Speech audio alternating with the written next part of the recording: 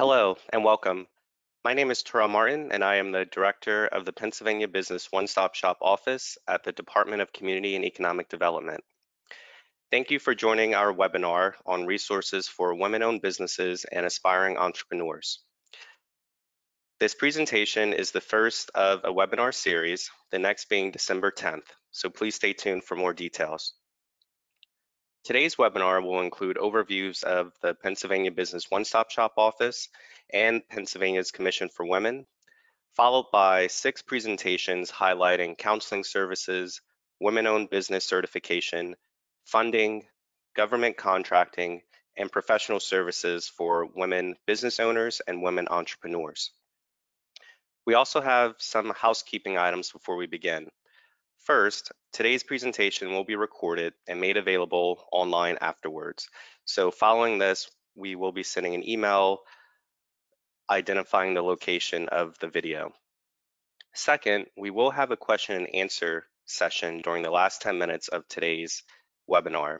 You can submit your questions at any time during the presentation using the chat box located on the right of your screen. We will cover them at the end of the presentation. Before we get into the presentations, we wanted to find out a little bit more about the makeup of our audience. So we have created 3 poll questions that we ask for everyone to respond to. The first, are you an existing business or looking to start a new one?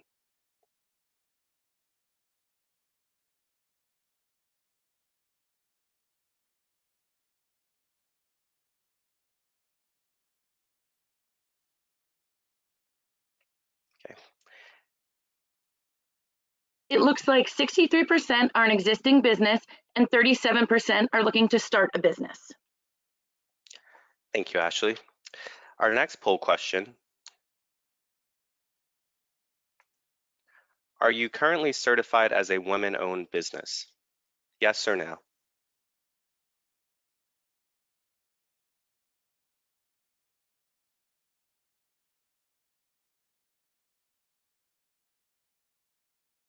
%15 are yes and 85% are no. Okay. And for our last poll question, what region of Pennsylvania are you from? North, South, East, West, or Central?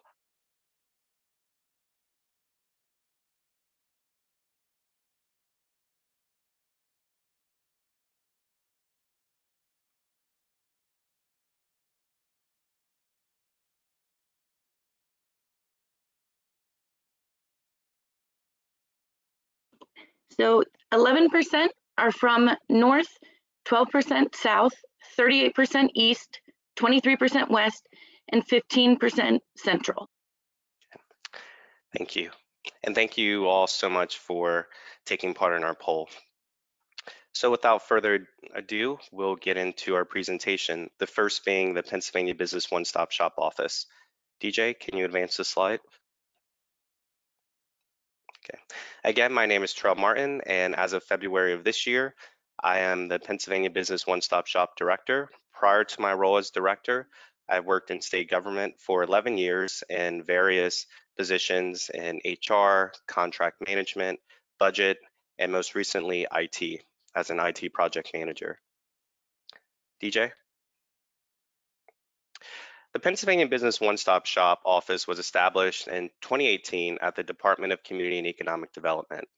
Our main role is to serve as a sole source to guide entrepreneurs and small to medium-sized businesses through all stages of development, from planning and startup to operation and expansion. Prior to our office, there was a lot of guesswork for people that wanted to create a new business in Pennsylvania. So we're here to take that guesswork out and really provide top customer service to citizens who are looking to start a new business. Next slide. In addition to our office, we do have a website at business.pa.gov. There you can find a lot of information about resources for planning a business, registration and permitting, hiring employees, receiving funding, and technical assistance, and so much more. So essentially what we've done is we work with various agency representatives from Department of Revenue, Department of State, Department of Labor and Industry, and other agencies in the Commonwealth, and tried to consolidate all that information into one website that is right at your fingertips. For any information that cannot be answered through the website, you can contact our single phone number, and there you have the option to speak to a representative from the Department of Community and Economic Development, the Department of Labor and Industry, the Department of Revenue, and the Department of State. Next slide. On our website, we do have content related to resources for women, a lot of which you'll hear about today in these presentations, but we have information about state, regional, and federal resources. So the Small Business Development Center, Women's Business Enterprise Council, Women's Business Development Center, the U.S. Small Business Administration, and the Pennsylvania Department of General Services. Next slide. As well, a function that we implemented last fall was the business checklist. So prior to this, a lot of people just didn't know, where do I start to create a business? Do I go to Department of State first? Do I go to Revenue? They had no idea. So what we've done is we've created this question and answer application that essentially, as the user, you will receive different questions, and based upon how you respond, the output is a checklist that tells you step by step what agency to go to and what form you should fill out in order to register your business. This launched in October of 2019, and we've had over 30,000 individuals use this application. So essentially what we're trying to do and what our mission is to really make creating business easier and make managing a business easier in Pennsylvania. Next slide. To find out more information about the Business One Stop Shop office, you can reach us at business.pa.gov. You can also email us at business.dcd@pa.gov, or you can contact us at the number 1-833-722-6778, option 0. Thank you. Next, we'll move on to Mariah Hathaway. Mariah began her career in public service with the office of Governor Tom Wolf in May of 2019. She started as a constituent affairs specialist and then moved to the Office of Intergovernmental Affairs before the PA Commission for Women. In her current role as Executive Director for the PA Commission for Women, Mariah works with the commissioners, stakeholder groups, and legislators from across the state to advocate for women and girls at the executive level. And now, Mariah, if you can tell us a little bit more about the commission. Yes, thank you. Good afternoon, everyone. As Terrell mentioned, my name is Mariah Hathaway, and I'm the Executive Director for the Pennsylvania Commission for Women. I just want to start by thanking all of you for joining us today and thanking our panelists and DCED for making this event possible. So I would like to give an overview of the commission and highlight some of the governor's priorities that he announced this fall. So to start, the Pennsylvania Commission for Women was created by an executive order and consists of volunteer members from across the Commonwealth. So our commission is made up of about 34 women, and the commission is currently under the Governor's Office of Intergovernmental Affairs. So we work with the other affinity commissions. Essentially, we are responsible for advising the governor on policies and legislation that impact women, supporting economic and civic opportunities for women, encouraging mentoring programs for girls and young women, identifying programs and opportunities for the benefit and advancement of women, and serving as a resource center for Pennsylvania women. DJ, would you? Thank you. So as I mentioned, I just wanted to highlight some of the governor's fall agenda and what the commission has been working on. So at the end of August, the governor released his fall agenda, and these are some of the priorities that the commission hopes to continue working on and advocating for. And those priorities are paid parental leave for all, expanding access to childcare, and grants and loans for businesses. So to start with expanding access to childcare, the governor proposed a significant investment in childcare, including $250 million for families with school-age children in need of childcare because of blended or remote in-person instruction models. The governor also proposed $27 million to expand childcare options in deserts where few providers currently exist. The governor's proposal also included $50 million in grants to part-day school-age programs serving low-income communities to support necessary health and safety updates and infrastructures to facilitate remote learning for school districts not returning to in-person instruction. To move on to paid parental leave for all, the governor announced the Commonwealth's new paid parental leave proposal, which offers 6 weeks of paid leave to Commonwealth employees who have been employed for 1 year or more. This leave is separate and apart from any accrued sick or paid time off that the employee may have earned. The governor also called on the legislature to pass paid family and sick leave for all Pennsylvanians. And finally, grants and loans for businesses. Governor Wolf proposed $225 million in forgivable loans and grants to small businesses in Pennsylvania through the COVID-19 Relief statewide Small Business Assistance Program. In addition, the governor proposed $100 million in forgivable loans and grants for the hospitality, leisure, and service industries, including restaurants, bars, salons, and barbershops. So in my role as the executive director, I'm responsible for ensuring that our commission stays committed to promoting these priorities and informing the governor's future agendas, which is why I'm glad that we could partner with DCED's Business One-Stop Shop office and the panelists to discuss resources available for women-owned businesses. And if you would like to know more about the commission, we do have a Facebook and Instagram and a website. Thank you all.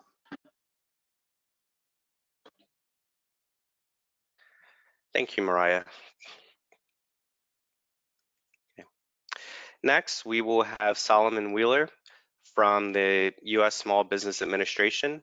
Solomon is currently the Harrisburg branch manager for the U.S. Small Business Administration's Eastern Pennsylvania office. He works with local and regional banks, chambers of commerce, small business development centers, and economic development organizations to promote U.S. Small Business Administration loan guarantee programs, federal contracting opportunities, and technical assistance programs. He has over 20 combined years in commercial lending, small business development, and corporate finance. Solomon? Good afternoon. Thank you, Terrell. Certainly, on behalf of the U.S. Small Business Administration, I'm happy to be here and want to encourage everyone that's out there that's listening that we need entrepreneurial energy. So I will say that I am the Harrisburg SBA manager. I typically sit in Dauphin County. Of course, I'm stuck in my attic right now, and hopefully we'll get back to normal soon. But I just want to take a little bit of time to share some information about the SBA. Let's go to the next slide. So, the SBA, as a federal agency, our primary mission is to help Americans start and grow businesses. I work out of the Eastern Pennsylvania District Office, which is in King of Prussia, just north of Philadelphia. And, we're one of 68 district offices across the country dedicated to small businesses. Next slide, please. So how do we do that? So we always say, we are, if you remember nothing else from this little section of the presentation, the SBA represents 3 C's and a D, right? So the first C would be counseling, the second C would be capital, which are essentially loans. The third C is contracting, opportunities for you to sell services or products to the US government.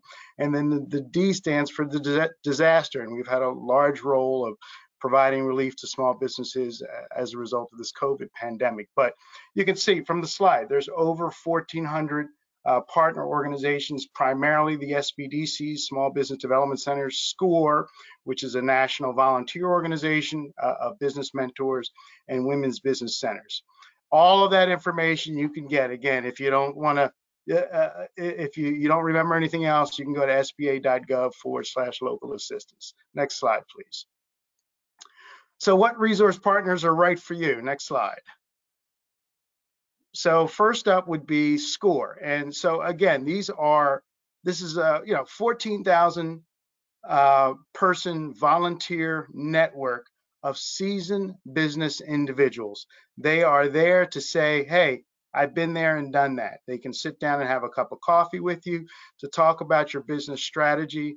I believe the most value that they bring to the table in terms of their programs and services is the mentor relationship. We want to see you get connected with someone that says, hey, I have experience in food service. I have experience in construction. Let's sit down, have a cup of coffee, and talk about ways in which we can help you determine if your business strategy makes sense, if your business model makes sense. There's tremendous value, and I have Philadelphia SCORE listed. They're just one of 10 plus chapters and really dozens of satellite offices across the state of Pennsylvania. Mentorship and advice and free online workshops are what they're focused on. Next slide, please. And this is again under the umbrella of counseling, the SBA is providing federal funding to small business development centers throughout the country. There's over 950 SBDC and satellite locations across the country.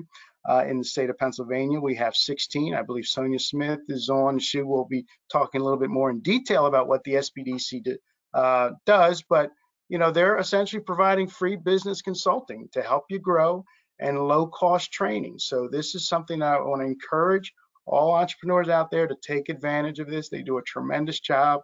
They're doing all the heavy lifting.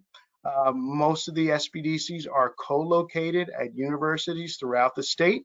We've got a few listed there that cover central Pennsylvania, Kutztown SBDC, Bucknell SBDC, and Shippensburg SBDC. I can't say enough good things about all of the hard work they do, everything from first step classes to projections that they can help you assemble, to marketing strategy, search engine optimization, e-commerce, right, which is a critical functionality that small businesses need to have. We've seen small businesses that have a robust e-commerce presence are able to and have been weathering this pandemic. So I encourage you to reach out to the SBDCs. Next slide, please. The Women's Business Centers also are tremendous. They provide technical assistance, comprehensive training, and counseling. There are 3 in the state of Pennsylvania. I've got 2 of those are listed. Women's Business Center at Assets in Lancaster, and the Women's Business Enterprise Center, which is located in Philadelphia. There's also another center located in Pittsburgh, but they've got tremendous services around technical assistance, leadership development, and for those that are interested in connecting with other women business leaders, I encourage you to reach out to these women's business centers. Next slide, please. So building capacity. Again, I said our mission was to help small businesses grow and expand. That becomes critical, right? And this is the thing that we've noticed in studies, that when you are growing, it helps to insulate you against failure. It helps to insulate you against downturns in the economy. So as a small business, you certainly may want to start out by creating a self-employment opportunity, but we'd love to see you continue to grow past that so that you can begin to hire people, build infrastructure, and all of that's going to lead to an enhanced ability to survive these economic downturns like the one we're experiencing right now. Next slide. So federal contracting, we said that was one of the C's. So I just covered counseling, which were the resource organizations. I'll swing back to capital, but federal contracting essentially is opportunities to sell services and products to the federal government. Many of the partners that are on the line are going to talk a little bit more in detail, but the SBA is involved with providing certifications. I would say the thing that gets folks excited is, hey, the world's largest customer is about 100 miles south of, and I'll say Harrisburg, but about 100 miles south of Harrisburg. The U.S. federal government buys $500 billion in goods and services, of which Congress mandates that we spend about 23% on small businesses. So that's about $100 billion. Now imagine just getting a small percentage of that for your business, whether you're in IT or construction or the trades. or professional development. You want to explore to see whether or not there's opportunity for your business. So the way that you can do that, certainly if you wanted to do that today and look on a website, sba.gov/contracting, but there are lots of other resource organizations you're going to learn about to pursue those opportunities. Next slide. Next, okay, so again, they can help with evaluating. So this idea of federal contracting can represent a very profitable market for your business. Marketability, structure and experience, systems and capacities are all things that some of the resource partners can help you to assess, and most importantly, the ability to find contracts. Let's go to the next slide. So a few areas of certification that the SBA focuses on. There's 4 that I have listed here. The 8A Business Development Program is focused around groups of individuals that may be socially and economically disadvantaged. And again, that's a 9-year business development program.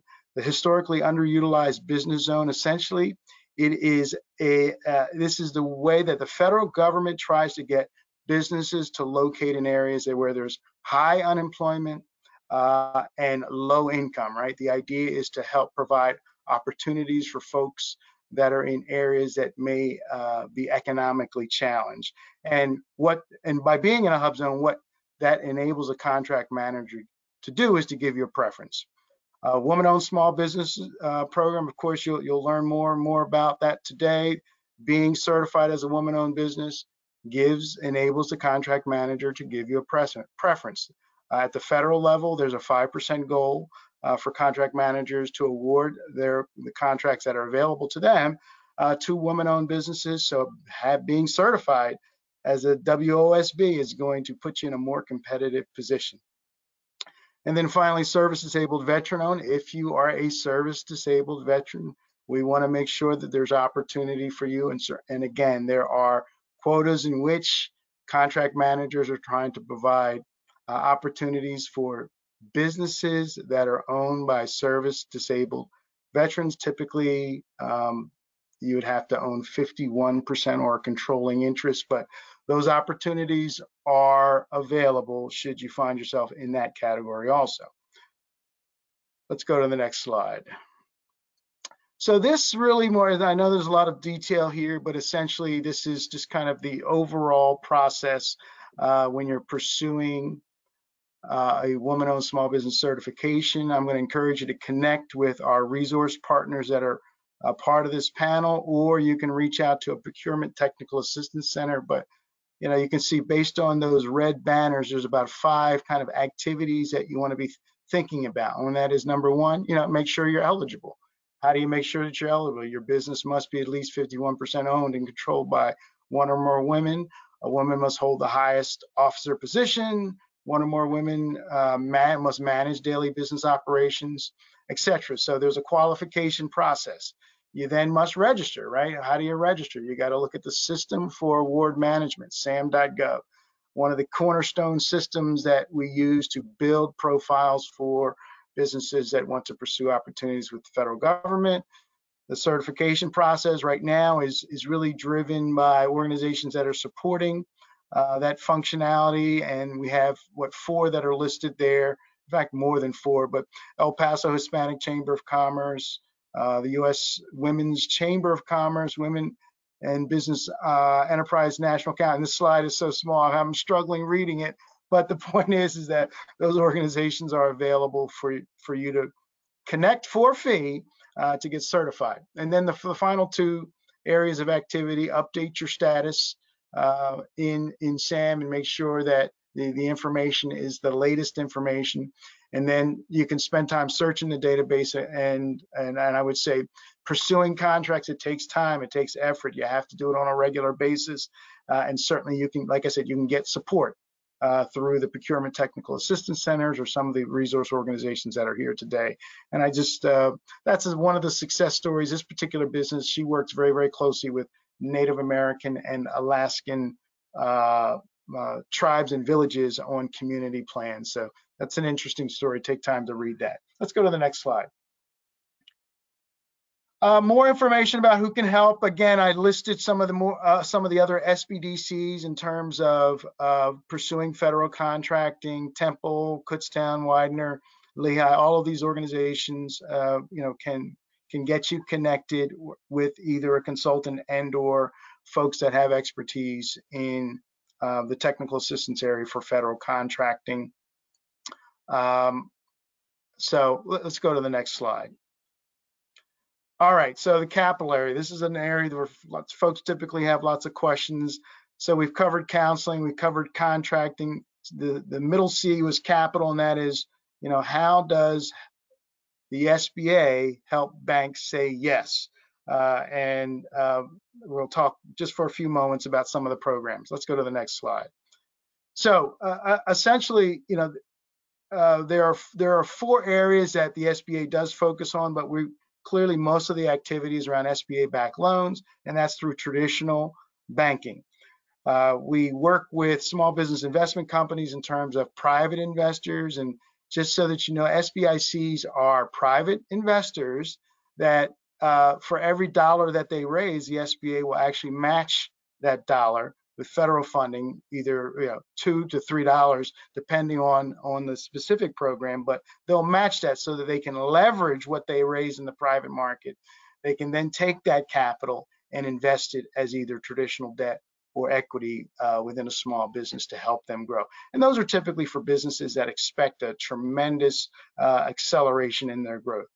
R&D awards, that's typically the Small Business Innovation research grants. These are grants that are available to businesses that are developing specific services or products that would be of interest to the market or of interest to the federal government, and they need support for research and development. So there's a phased process by which a small business would go through, and again, there's expertise that we can plug you into at the SBDCs or with at the procurement technical assistance centers, or even, and I don't think we have anyone from Ben Franklin, but Ben Franklin Technology Partners through the innovation partnership with the state and the federal government's involved, and that also can get you support and technical assistance.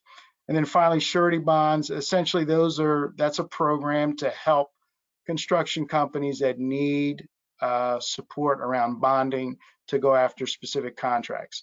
The next couple of slides, though, we're not going to talk with 2, 3, and 4. We're going to focus mostly on the SBA-backed loans. Let's go to the next slide. Okay, so if you have a business and you need a loan to start, there are micro lenders that are, like I said, participating in this panel. But essentially, the purpose of these SBA-backed loans is to make the terms more competitive, lower the down payments, provide more flexibility in terms of overhead requirements, and then also to support with counseling and education. Next slide. So just a couple of ways in which an SBA-backed loan can help. Again, there's tremendous flexibility. The 7A program is the flagship program, but whether you're launching or growing your business, whether you need to purchase inventory or equipment, there's tremendous flexibility in the program, and that's what that slide is illustrating. Let's go to the next one. Increasing your chances to get a loan. We know that when you work with our SBA partners, like the SBDCs or SCORE, you're able to put together kind of a cohesive and comprehensive business plan, financial statements, and projections that's going to put you in a better position to work with a bank that may be ready to fund you. Next slide, please. Some of the areas that, just like a traditional loan, if you're applying for an SBA loan, the bank is going to look at the 5 C's, and no different than what you would typically see: character, cash flow, collateral, capitalization, and conditions. Those are all elements that get examined in terms of determining whether or not a bank would approve your credit. Let's go to the next slide. Another service that is available that's been popular has been what's called the lender match. It's essentially a way in which you can build a basic profile for your need. Let's say, for example, you are opening a pizza shop and you need $250,000. You can simply plug that into a basic profile in the lender match system, and that'll go out to banks that are interested in doing those types of restaurant deals in a specific area. The bank builds a profile, so you may get a bank that responds that's in the region, or you may have a bank that responds that's outside of the region. The whole idea is that you're getting banks to compete for your business, and so I would encourage you to take a look at the lender match program. Next slide. Okay, so let's just talk very quickly about the primary SBA loan program, the 7A loan program. So think about this. So nationally, we're doing, I don't know, close to about $30 billion in SBA loans. In Pennsylvania, we do about $500 million in SBA loans. Essentially, about 65–70% are 7A loans. So keep in mind that, you know, this is not, SBA does not loan directly to small businesses. You are still working with banks that are SBA participating lenders. So the primary program, 7A program, the maximum loan amount is $5 million, which covers, you know, the needs of most small businesses. Interest rates are generally prime plus 2.75. Right now, prime is around 3.25, so that's around 6%. So what we're saying is that the interest rate, that's the cap, that's the ceiling, right? If you have great credit, you could certainly negotiate lower than that. But the point is that we want you to understand that we're putting caps to make sure that you're getting charged a fair rate. The terms are typically up to 25 years, very flexible for real estate, 10 years for fixed assets and working capital. The guarantee, again, is to the bank. It's not to the small business borrower, but that guarantee to the bank enables them to say yes in many cases. Next slide, please. One of the other popular programs is an express loan program with a maximum amount of $350,000. We enable the bank to use their own forms so that they can accelerate the approval process, but essentially this money is a little bit more expensive, prime plus 6.5%. So it's something to keep in mind. We're providing a lower guarantee rate, but the idea is that there's still flexibility there. It's just another option for the SBA lender. Let's go to the next slide. Community Advantage. Now, this is a financing program that really does target women, veterans, low-income borrowers, and typically you're going to receive free business counseling as you work with usually a community-based financial institution. Lynn, I believe Lynn is here representing WARC, so certainly if you have any questions about the Community Advantage, you can ask her, but the rates are typically prime plus 6%, but again, flexibility on the term, up to 25 years in real estate, 10 years on equipment and working capital, and a guarantee of 75 to 90%. So, you know, the key thing to understand with all these loan programs is that when you walk into a bank or, you know, a micro lender, you just really want, the whole idea is to talk about what you need in terms of financing. They'll make the decision as to whether or not an SBA loan program is appropriate. I think that's a critical element to understand about how these programs work. Next slide, please. And then, you know, hopefully, I hope you never need it, but what we've seen, you know, with this pandemic is this idea of economic disasters, right? Whether we're dealing with storms, the impact of climate change. If your business, or if you as an individual even, are impacted by a disaster, there's potential loan help that is available. There are physical disaster loans. There are economic injury disaster loans. We've just been dealing with, you know, the Paycheck Protection Program. I should say these economic injury disaster loan. That's the one time in which the SBA does loans directly to small businesses, typically during a disaster. But the point is that these disaster loans are available to help small businesses recover. And that's the point where we want to see businesses recover so that we can get back on a relatively normal footing in terms of the economy. Let's go to the next slide. So this just underscores the idea that There's disaster loan assistance available for real estate, personal property, should you ever be impacted directly personally by a federally declared disaster. Economic injury would relate to your business. Has your business been injured by a disaster? Machinery or equipment financing is available, inventory, etc. And then the one other thing I should mention is, active duty. If you are a military veteran and you get recalled or you get called up for duty and you're running a business, there can be financing and relief available for you as a result. Let's go to the next slide. All right, I think that's about it. So certainly if you have any questions, my information is on this slide, solomon.wheeler@sba.gov, and I thank you for your attention.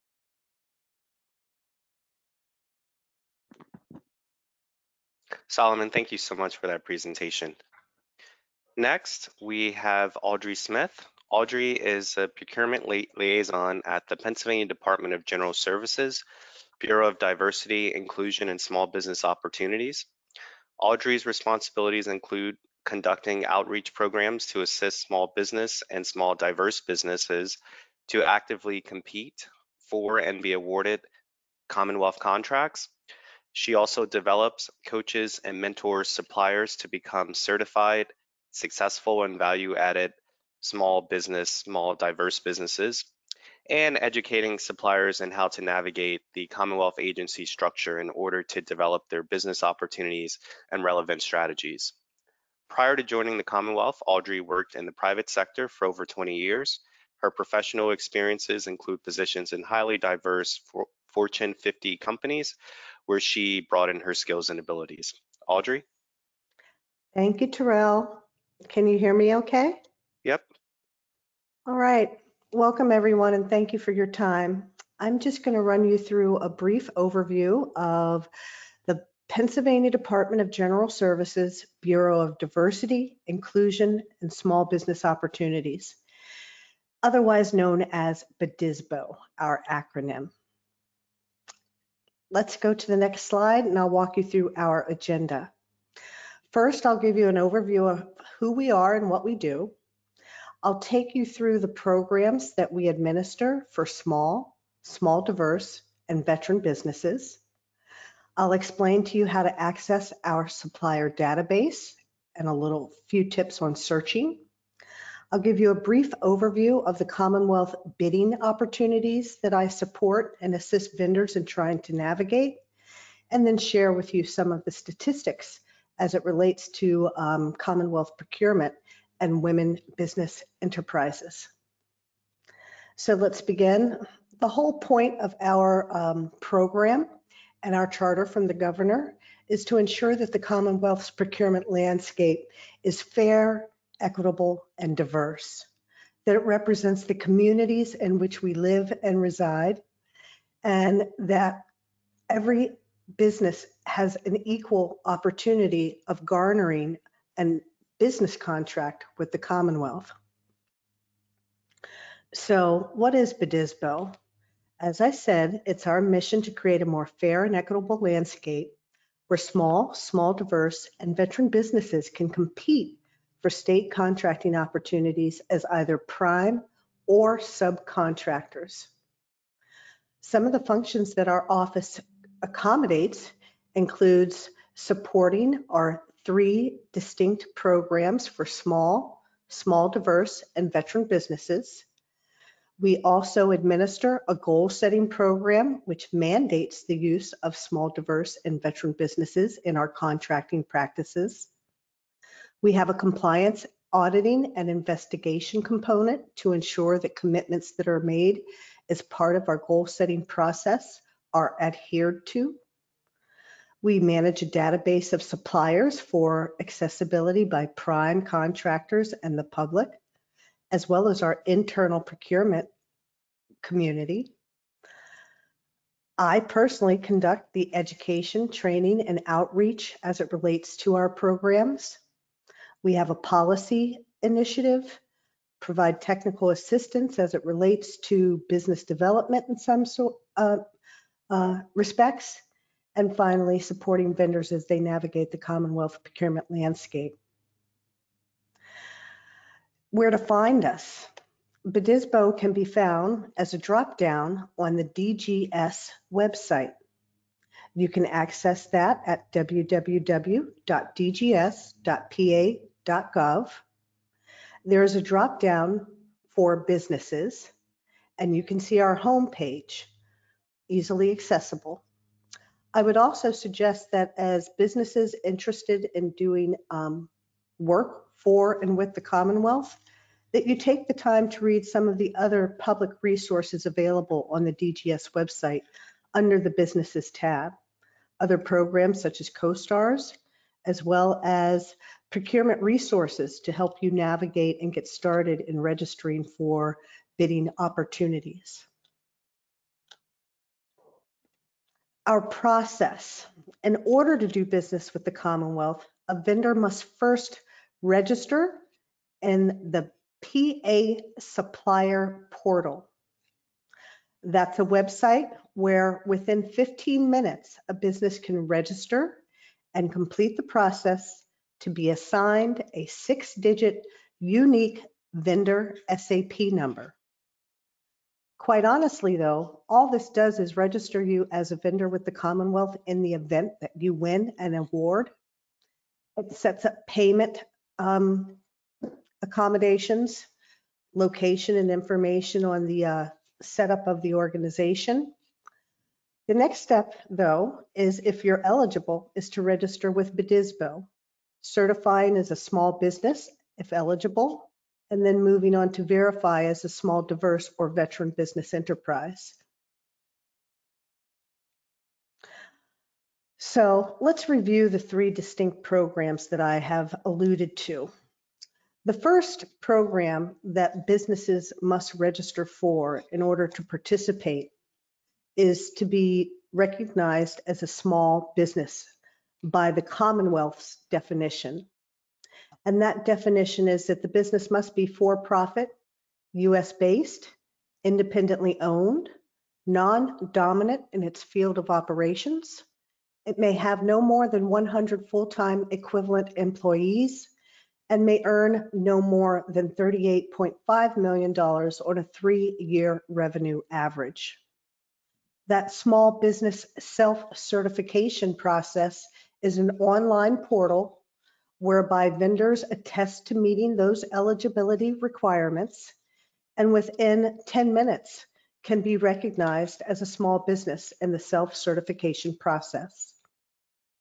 If a vendor would like to be recognized and eligible to participate in the Commonwealth's Diverse Business Program and/or Veteran Business Enterprise Program, they must seek third-party certification from one of 7 national third-party certifiers that the Commonwealth recognizes.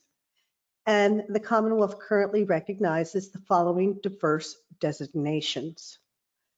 Diverse businesses include minority-owned business enterprises, women business enterprises, service-disabled veteran business enterprises, LGBT and disability-owned businesses. As it relates to our Veteran Business Enterprise Program, that includes those businesses that have certified as a veteran business enterprise or a service-disabled veteran business enterprise.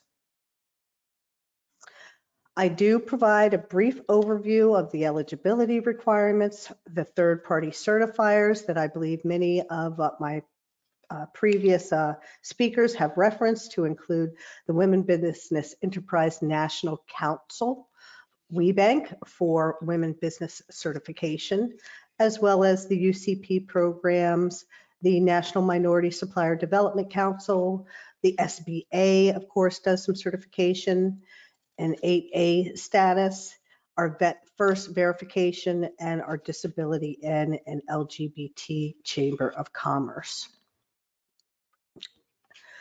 So just to give you a quick pictorial overview of the process, those businesses interested in getting registered as small, diverse, or veteran self-certify in our PRISM portal. You'll see a pictorial representation of that home page. The next step is, as any vendor, after you've gotten registered as a supplier in the database, is to move forward, potentially to find your business in our database and to identify potential competitors, or if you're in a bidding scenario, to be able to find those businesses that have registered as small, diverse, or veteran. So on our next slide, I'm going to walk you through our DGS supplier search process. And I'll show you here on the next slide the process or benefits of being registered as a small, diverse, or veteran business in our database. First and foremost, it's free marketing, as I stated. Suppliers who are actively looking to meet goal-setting requirements for small, diverse, and veteran business use access this database regularly to find vendors in various categories for subcontracting. It would provide you insight on your competitors and other vendors in the industry. I provide you with the website link here, but you can also do it through the DGS homepage, going to the BDSBO page for suppliers. The next page, I'd like to quickly walk you through finding bidding opportunities, because one of the major charters of BDSBO is once vendors have registered and are ready to find opportunities, it is rather labor intensive to do so. But the first process is to access the e-marketplace website. And on this e-marketplace website, you will find a wealth of information, everywhere from current as well as archived solicitations, for which you can actively bid in the current section, but for archive, they provide a wealth of information on our bidding process. You can get information on our invitation to qualify contracts. There's some insights on our forecast in our upcoming procurements portal. And then you can always search existing contracts to get information on prime subcontracts, sometimes pricing, scope of work that's outlined. So there's a lot of information for vendors here, especially if you're trying to find your way. Information at your fingertips really will help you navigate our systems and understand the Commonwealth procurement process a little better. Next slide, please.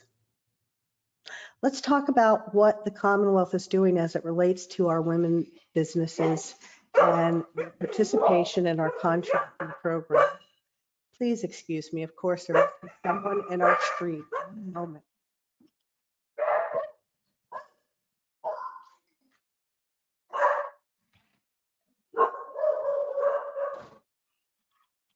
My apologies, UPS man. One more slide and we would have been through this. But let's talk about what we have registered in our small, diverse, and veterans programs. As it relates to our SDBs, we have over 1,600 SDBs in our program, and 55% of them are women-owned businesses.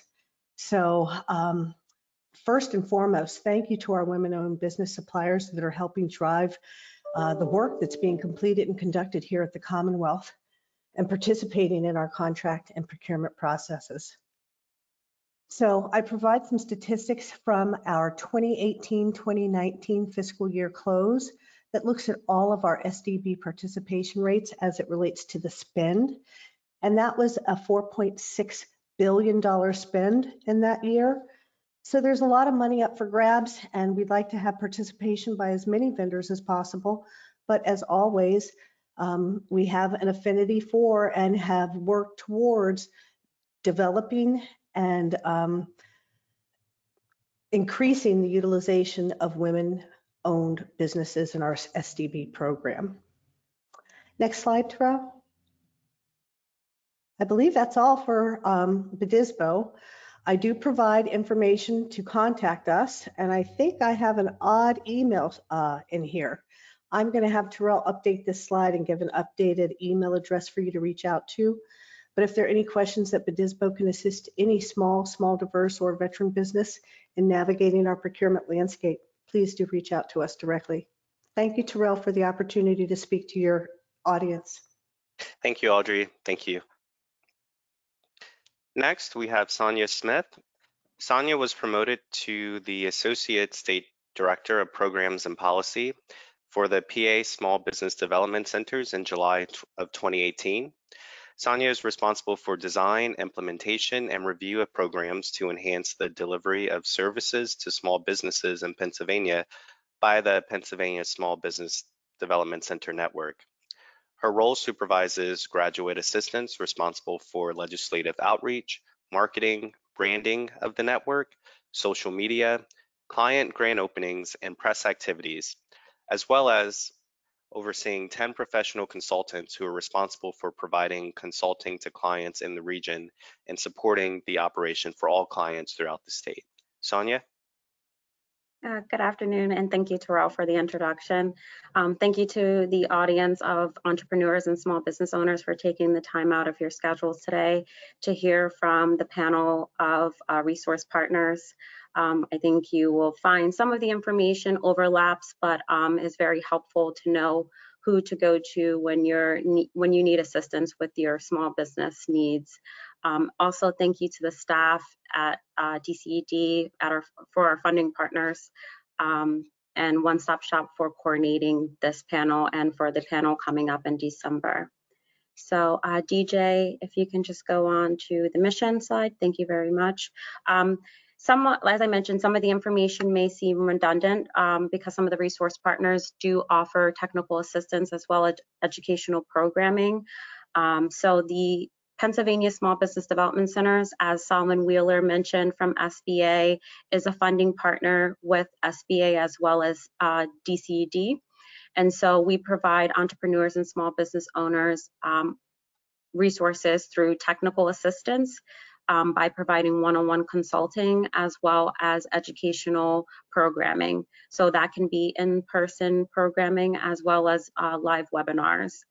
And so as it's been mentioned, since we are partners with the federal and state government, our services are confidential and no cost to our clients within the within the Pennsylvania network. Next slide, please. What makes us unique, as I mentioned, since there is some overlap, what makes us unique at the Pennsylvania Small Business Development Centers is that not only are we a statewide nationally accredited program, we provide the one-on-one consulting, the training and information for both new entrepreneurs and existing businesses. I know there was a poll taken in the beginning of the panel presentation, and so 1/3 of our portfolio, we work with about 9,000 to 10,000 clients throughout the state for small business development. And so 1/3 of our portfolio is consisted of pre-venture and startup clients, and then the 2/3 are established businesses.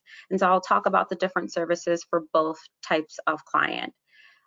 With that, we do have a partnership of public and private, as I mentioned, with the Small Business Administration, but also with DCED and our 16 colleges and universities that we're partnered with.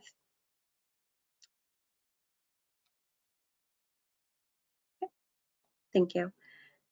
The services that I wanted to go into, as I mentioned, for how our portfolio is set up for the businesses that we assist or the entrepreneurs that we assist throughout the year. So we have what we call pre-venture and the idea stage, and then we have the startup stage entrepreneurs, and then the existing businesses. So we do help with business planning development, market strategy and resources, growth strategies, financial projection. I know Solomon mentioned SBA loans, so we do assist with any type of local lenders that you may work with, similar to Community First Fund or any other financial institution that the client already has a relationship with, or we assist with building those relationships with lenders that are looking for funding those types of projects. So it's also with loan package development. And then we also help with any of our resource tools or databases and subscriptions that we have at the PA-SBDC network or with our university partners in providing management assistant and any type of reports when it comes to market strategy, market research, or looking at competitor information.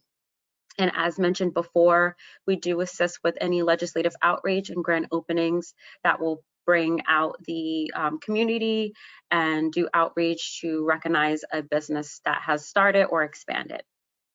Next slide, please. The other thing that makes us slightly different from some of our resource partners, I know Terrell mentioned my background, but throughout the state of Pennsylvania, we have 16 centers, as it was mentioned in the prior slide, and that's hosted at a college or university. Within our region on the Southeast, South Central, there are more than 10 consultants that assist with that region, but throughout all 67 counties are covered by SBDCs and 120 plus consultants that serve all business needs. So that's full-time, part-time, and contracted personnel, as well as graduate assistants. So that 120 does not include the graduate assistant students and undergraduate interns, which add another about 50 plus to our workforce. And with that, a lot of these consultants do bring diverse industry background.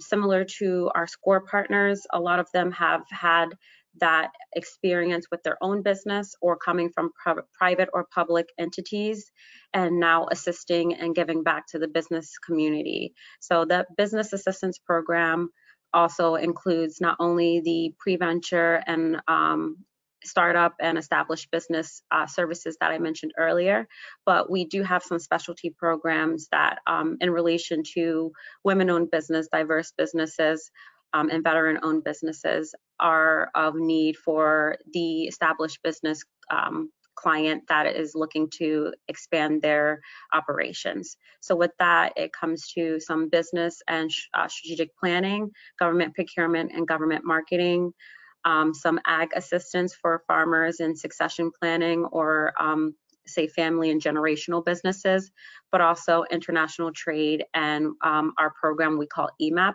which is specific for environmental management assistance. Next slide, please. I'm going to go into a little detail and touch upon some of our specialty programs that I just mentioned. So similar to DGS, we have a government procurement technical assistance center that's specifically for Southeastern Pennsylvania. Throughout Pennsylvania, there are what they call PTAC centers.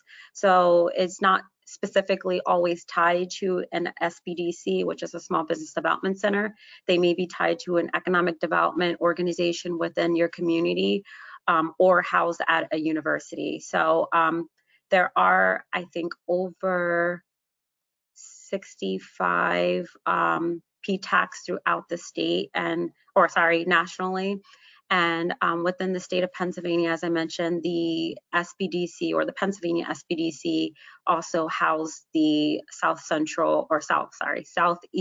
Pennsylvania PTAC. And so with that, these are the counties below that are served by that PTAC center. And it's to provide marketing planning support for those businesses to understand the opportunities that are available, local, state, and federal governments, and how to sell to those different government entities. And so with that, we also assist with not only the capability statement and looking at your business and operations and the ability to diversify your revenue streams.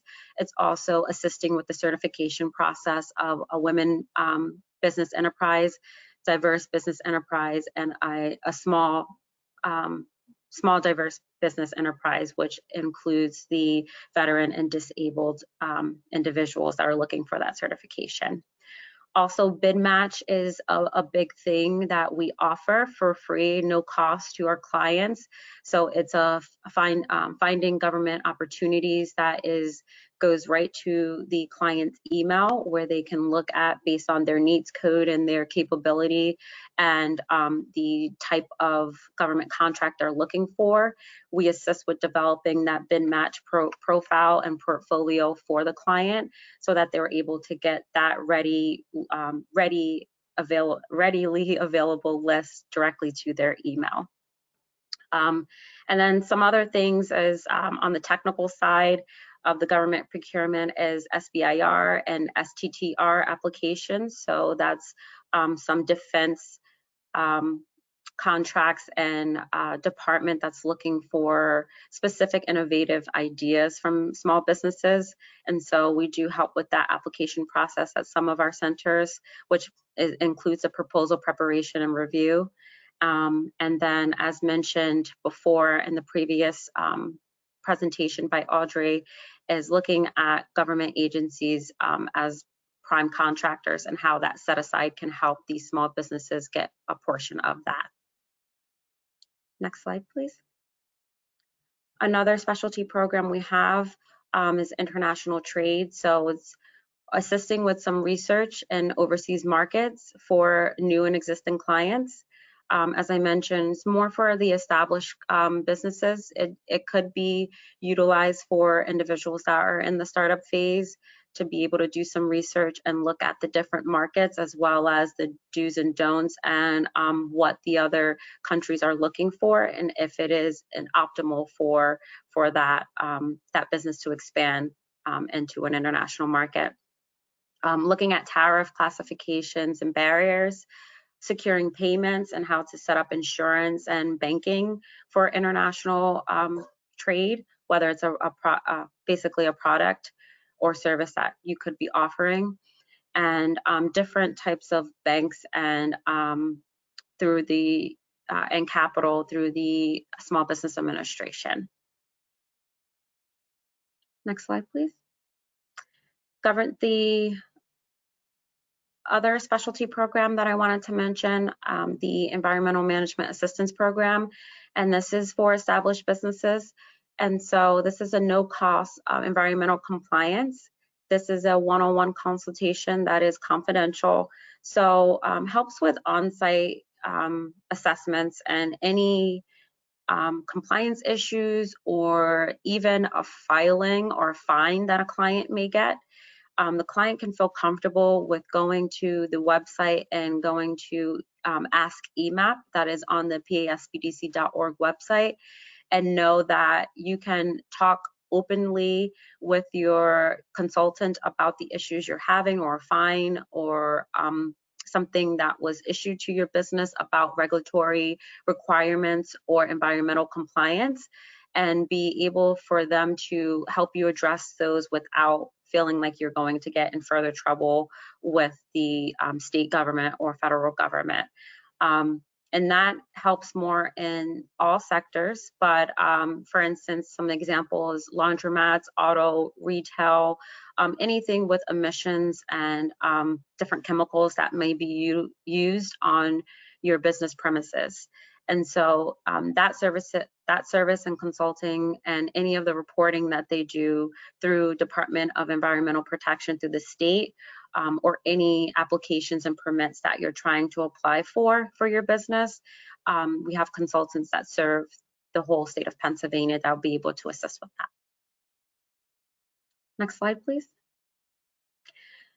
The WEDNET program is also another program that is throughout the state, but one of our partners within, and it's actually expanding to other SBDC partners within the state, but there are 27 statewide partners. If you go on wednetpa.com and go on their website to look at who is your local resource partner for WEDNET, they provide training dollars for essential and advanced technology grants, and it's up to $2,000 per employee for skill training. So it's to help with sustainable wages, as well as for the operations of skilled labor, and to get your employees trained. And so it targets manufacturers and tech companies. And so, as I mentioned, if you go on their website, you can search for a partner that's close to your region or your county. One of the slides before I go on to this, I wanted to go into a little bit of more detail when I talked about specialty programming, and you can leave it on this slide, DJ. So Solomon Wheeler from our funding partner at SBA mentioned the CARES Act funding and how it was funneled through the Small Business Administration. And so the Pennsylvania SBDCs also received some of that funding, and that was to help mitigate the negative impact of COVID-19 pandemic in response on what happened with small business owners. And so 9 out of our 16 centers prepared proposals to build capacity for specific services to the small business community in collaboration with industry sector programs. And so with that, we developed some industry sector education, training, and business advising to help address the issues faced by small business faced by the pandemic. And so if you go on our website, we do have a Centers of Excellence tab. And in that tab, it will list the 9 centers that serve all of the state of Pennsylvania when it comes to assistance around e-commerce, search engine optimization to drive more traffic to your website, specific guidance to life sciences and health-related industries, the ag industry in partnership with the Penn State College of Agricultural Sciences, tourism and hospitality, Latino entrepreneurs and underserved business populations, and then also a center on the eastern side of Pennsylvania is utilizing a tool. As I mentioned, we have access to tools and databases. They're utilizing a 360 strategic planning tool to help with strategic internal operations and how businesses can innovate their business model. So help in more of pivoting of understanding how to pivot your business model and business operation during and after the pandemic. For the bilingual services, I just mentioned the Center of Excellence at Widener University, which assists with Latino entrepreneurs. There is also a Business Skills for Success Entrepreneurs Program, which is an 8-week program that is also in the spring and fall that is hosted by Kutztown SBDC. And there is availability of online learning and business planning resources that are on our website for entrepreneurs and small business owners that need that information in Spanish. Online learning, also on the website, there's a tab for self-paced online learning. So not only on the next slide, I will talk about the in-person and virtual workshops briefly.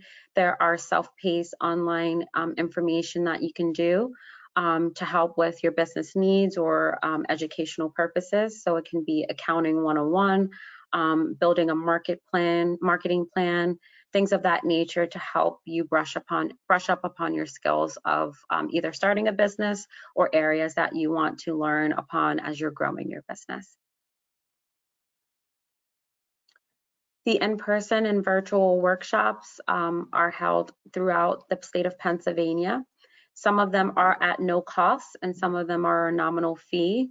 So not all of them are free because they're in addition to the one-on-one consulting or free education. There are some things that there are partners or industry sector individuals that come in that are experts to help deliver this information. So some of them are at a nominal fee. So if you go on the website, there is an events calendar where you can filter by topic or by your region to see which webinars or in-person workshops will be helpful as a course for more information.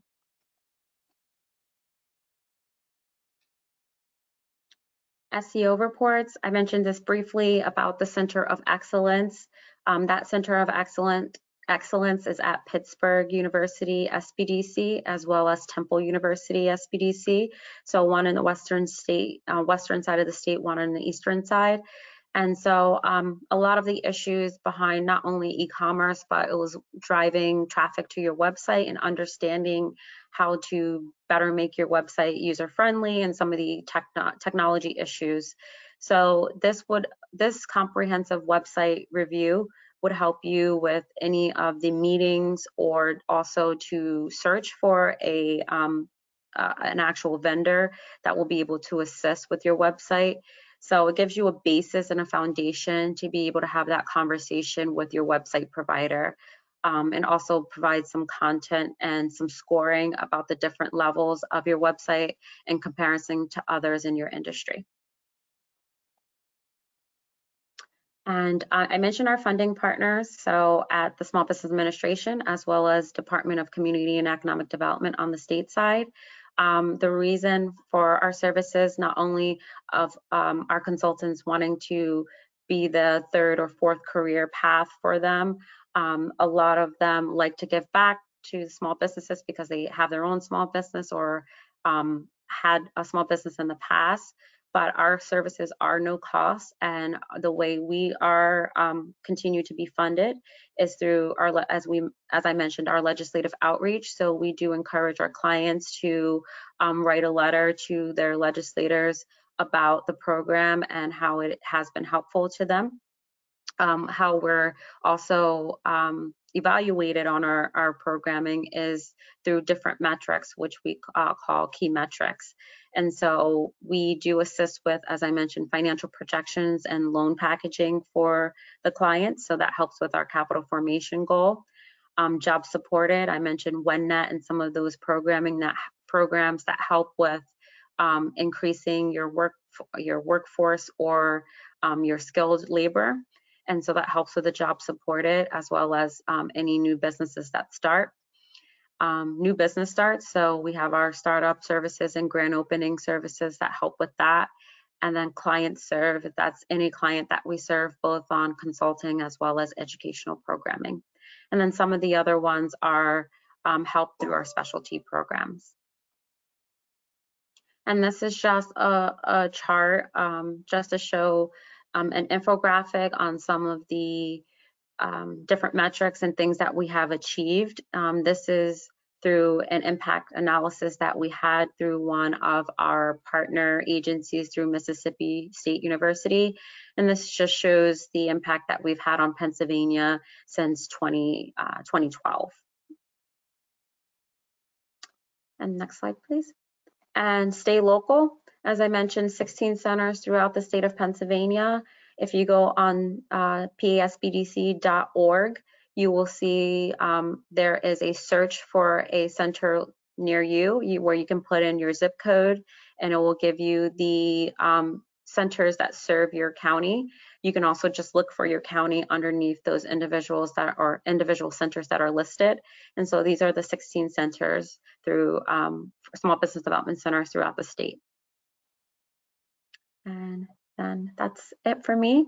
That's my email address. As Terrell mentioned, I'm the Associate State Director of the Pennsylvania SBDC Network. I've been with the network for over 8 years now, and I'm happy and lucky to continue to serve our small business community. Thank you, Terrell. Thanks, Tanya. Our next speaker will be Anne Schlecht. Anne brings a wealth of international experience as a professor of entrepreneurship at the University of Limerick, Ireland. She's a certified Kaufman Fast Track facilitator and a business consultant. Anne joined the Center for Women's Entrepreneurship at Chatham University as assistant director in September of 2006. In April 2016, Chatham University was awarded a Women's Business Center grant by the Small Business Administration, and Anne was appointed director to lead Chatham's Women's Business Center. In October of 2019, Chatham University merged both of their centers into one, and Anne was named the new director for the Center for Women's Entrepreneurship at Chatham University. Their programs and services are geared specifically to women and underserved populations, minority entrepreneurs, and veterans throughout Western Pennsylvania. Anne is as passionate about her community involvement and volunteerism and lends her time to organizations that empower women and girls. Anne?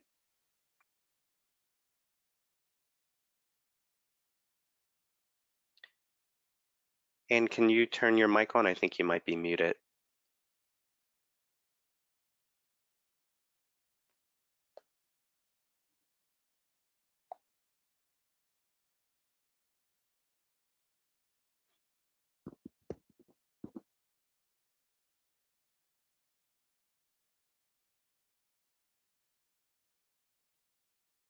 Hey, Ashley, are you able to see if Anne's muted? Would you be able to unmute her?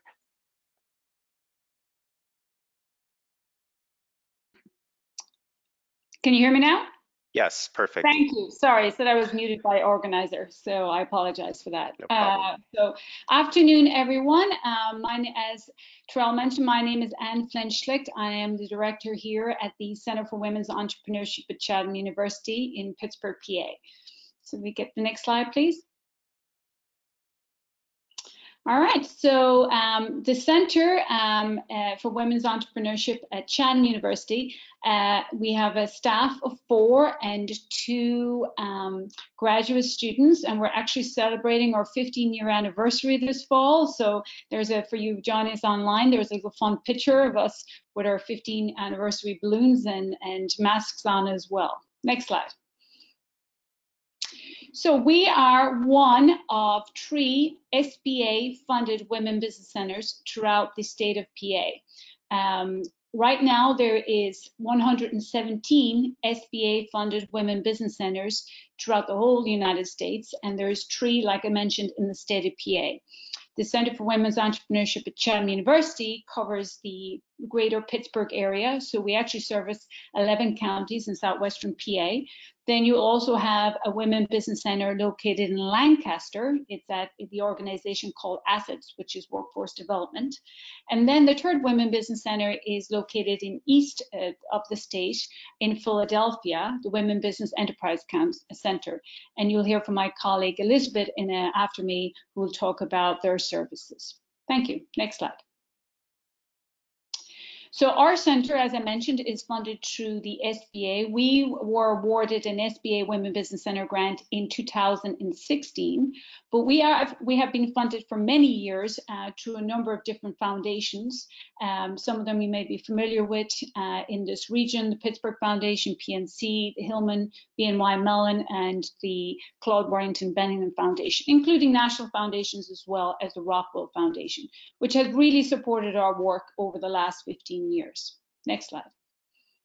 We're also supported by corporate sponsors, and many of these corporate sponsors we work with very closely in delivering our programming and services.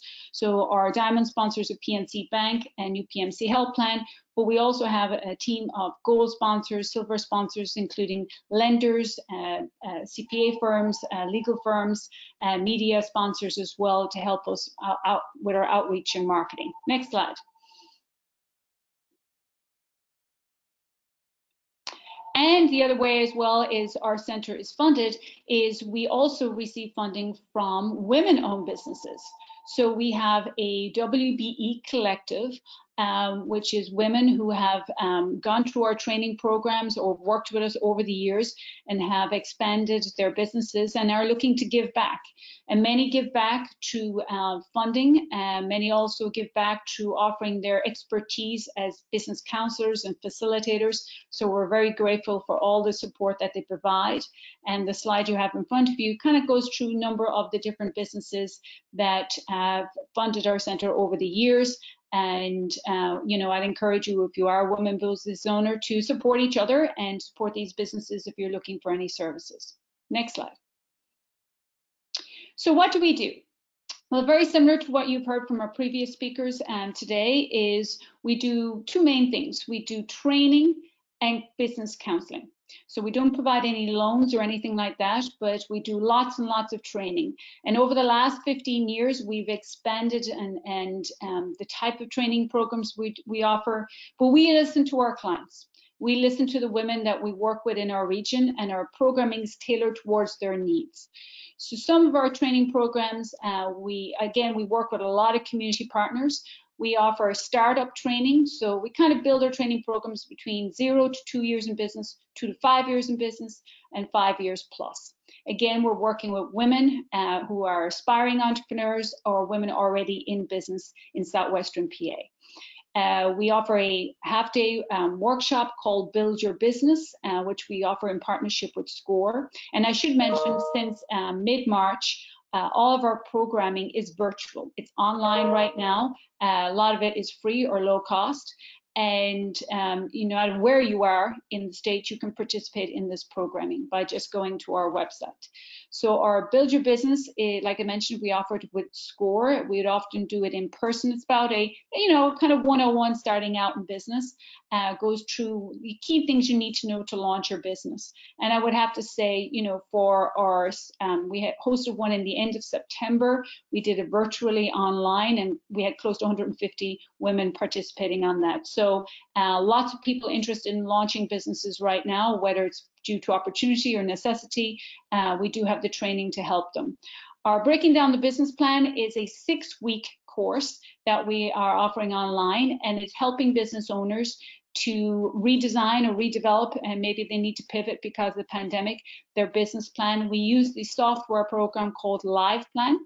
So with this course, you get a 3-month subscription to LivePlan to help you develop and expand your business and develop maybe a new business plan for it. Our signature program for our center is our Concept to Launch. We've been offering this for many, many years. We offer it about 3 or 4 times a year. It's our startup training program. And it helps, it goes through 6 weeks where we go through each of the steps to help you take your idea and help you to launch it. Since March, we've offered 2 sessions online. Again, have been extremely popular. We have about 30 women in each of these sessions. So, and now right now we're starting a new program in January where we have, I think, already a full class signed up for that. So very excited about that. Another one of our signature programs is our Women Business Leaders Breakfast Series. So this is offered the second Friday of every month, where we either have a panel of women or a woman speaking about some leadership styles, expanding her business, or as women who are leaders in our community, expanding their services. So we have women from for-profit, non-profit, sharing their experiences. There's always great takeaways. Right now, those breakfast series is a live stream. It is online. It is from 8 to 9 a.m.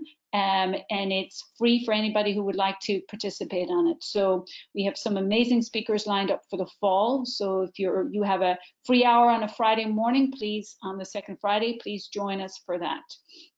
And then, throughout our years, we offer lots of ad hoc workshops and webinars on most of the training topics that you have out there: accounting, legal, financing, social media. Right now, we're offering a 3-part series on growing your business online. So helping businesses get their business online, or if they're not already online. And then also, if you are online, helping you open up an e-commerce website, expanding your reach online. As we all know, lots of businesses have had to pivot and move online. So very, very popular. We're doing training on cybersecurity, on time management, lots of different topics, which are all on our website. And then for businesses that are already up and running and looking to expand and grow, last year we launched a new program called Roadmap to 1 Million and Beyond. So it's really to take those businesses that are about 500,000 or 600,000 in revenue and to expand them and help them grow to the $1 million and beyond.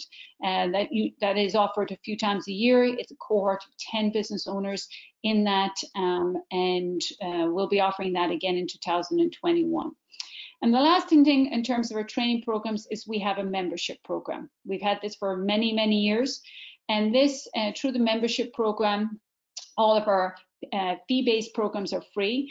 Also, members get access to exclusive events that we offer. We just had an event this morning for our members, which was what we call an Ask Me Anything About legal issues. So we had an attorney who's a business owner who started her own practice many years ago, help our members go through, legal questions that may have in terms of offering services online, intellectual property, contracts, all of those key questions. So it was a very valuable hour for our members to ask an attorney face-to-face questions.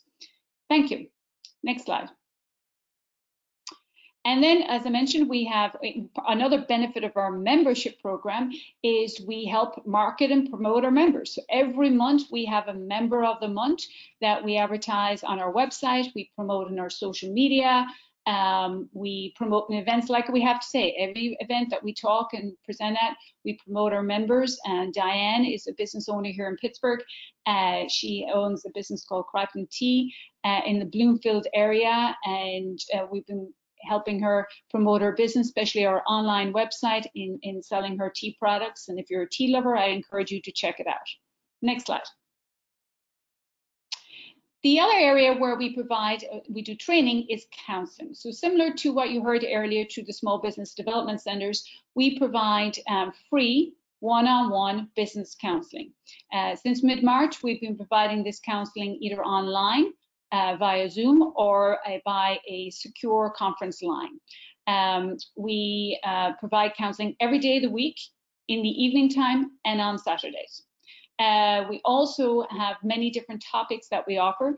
And in addition to just general business counseling, which we nearly have every client sign up for, and we have a team of technical assistance providers. So that's one thing I'm very proud of our center has done over the years and differentiates us from others in the marketplace is we have a team of specialists, and a lot of them are women who own their own businesses and are giving back, or CPAs, accountants, bank managers as well, who help us with our technical assistance providers. And again, this is all free.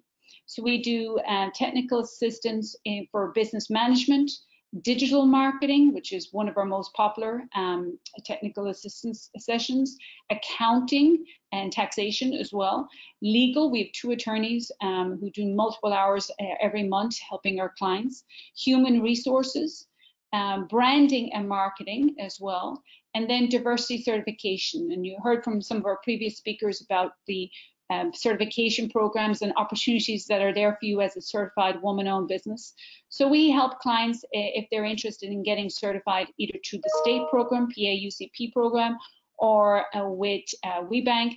But we also look at certifications for minority-owned businesses and veteran-owned businesses as well. So that's another area. And just this year, then we launched a funding clinic. So this is to help clients who are looking for opportunities to get access to those funds, putting their business plan together, but also helping clients who already have business loans and how they can refinance and look for different opportunities to expand their business. So our funding clinic is very, very popular. Again, you can schedule sessions online for those. Next slide. One of the things we did in response to the pandemic is we created a COVID-19 small business resource page, and any of our training programs that we do in relation to COVID-19 are all uploaded onto that resource page. We have, it's kind of maybe small to see there, but we have a number of different tabs, and we update it continually with information from the SBA on PPP loans, EIDL loans, state grants as well, not just federal programs. And other technology and resources are there. But I would say probably the most valuable thing up there is all our recordings from our webinars under the COVID-19. So you can access those. Those are all free. If you go to our website, you'll see that yellow tab on the top, and that will take you directly to that page. Next slide. And the other thing we have is we have dedicated counseling hours specifically for COVID-19 loan programs, resources, recovery assistance. Now, I would say in March, April, May, we were doing 50 hours a week of this counseling. We have quietened down a bit, but right now what we're doing is we're helping clients with their PPP loan forgiveness applications. For loans that were 50,000 or less, the SBA released a simpler loan application forgiveness form there about 2 weeks ago. So we've been working with clients with that. But we also assisted clients when they were applying for the governor's relief grant for small businesses and other opportunities out there as well through national foundations or private corporations. So those counseling sessions are available during the day, during the evening time. We have some amazing counselors that are here to help you. Next slide. All right, so just I give you some little tidbits of some of our upcoming events, and all these are on our website too, so feel free to check them out. Growing your business online, as I mentioned, every business needs to be online, and as we and this pandemic has shown us that. So we have put together a series of growing webinar training sessions to help you get your business online. The first one we held on October 8th. Don't worry about it if you missed it. The actual recording link is right on our website, so you can watch it. The next one we have is coming up on November 5th, and that's all about e-commerce. And the last one, and on December 6th, is all about expanding your reach online, how to learn about how Google works, all about that social media, all those tools that are there for you. And we're delighted to be working with a Red Tree, which is a woman-owned digital marketing firm based here in Pittsburgh, and she also provides counseling for our clients to help you expand your business online. Next slide. As I mentioned, we do our Women Business Leaders Breakfast series, and we've now moved that to a live stream online. So no matter where you are, you can join us for that. And this is a free program as well. Every month we feature different women or a panel of women on a topic. In November, we have a speaker, Nulan, who is Arsenal, who was a journalist, broadcast journalist on TV. Many of you might be familiar with her. And she moved into the financial industry and now has launched her own wealth management firm. So she's going to talk about how she left the newsroom and started over, and had to start over many times to launch her own business. So a very inspiring story. I hope you can join us for that one. Next slide. Then later in November, we have some webinars covering two topics. And we are delighted to be working with the Eastern Minority Small Business Development Council on these webinars. The first one is on time boxing. It's time management tool that you can use, as we all are probably working remotely now and our staff are working remotely. We want to make sure we are all productive in our time. So this is a great tool if you haven't heard about it before, time boxing. And the second webinar we're doing is on cybersecurity. And this can be overwhelming. Where right now, October is Cybersecurity Month. And as everybody goes online, there's a lot of bad actors online too. So we want to make sure we protect our business, we protect our clients' information. So this will give you a good introduction and good takeaways on how you can protect your own personal information, but also your business information online. And lastly, thank you. And last slide then is our December live stream for our breakfast series. And we have an amazing entrepreneur going to speak for us. Tracy Grace is the founder and CEO of Ibex IT Business Experts. She's actually based in Atlanta, and she's going to talk about how she grew her business in the tech industry. She works with actually, I believe, 5 federal agencies. So she's grown her business by doing a lot of federal contracting, which you've heard about today, but also then her other clients are corporate clients. So how do you get into those markets? How do you get those opportunities? You know, so her topic is grace and grit in the tech industry, and also being a minority woman entrepreneur and the challenges she faced. So lots of great topics there. I hope you can join us. I appreciate the opportunity to tell you more about our program today in Pittsburgh. And now my colleague over in Philadelphia on the other side of the state, Elizabeth, is going to join us. Thank you. Thank you, Terrell. Thank you, Anne. Thank you so much. Elizabeth is the president of the Women's Business Enterprise Council East, formerly operating as 2 separate organizations, the Women's Business Development Center and the Women's Business Enterprise Council of Pennsylvania, Delaware, and Southern New Jersey. Ms. Walsh joined the organization in December of 2017 and merged the nonprofits to create a full continuum of services to entrepreneurs. WBEC East is one of 14 regional partner organizations providing the Women's Business Enterprise National Council certification for women-owned businesses. Also, she has been a founder of 2 nonprofit organizations, including Suited for Success of Bucks County.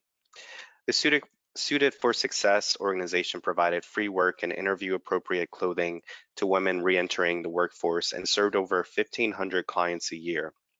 Dedicated to bettering the lives of workers, the growth of businesses, and economic vitality of the tri-state region, Ms. Walsh has spent her career in workforce and economic development. Liz? So good afternoon, everyone. This is, you've been listening to a lot of information. So now would probably be a good time to get up and stretch. I believe there's still at least one speaker after me.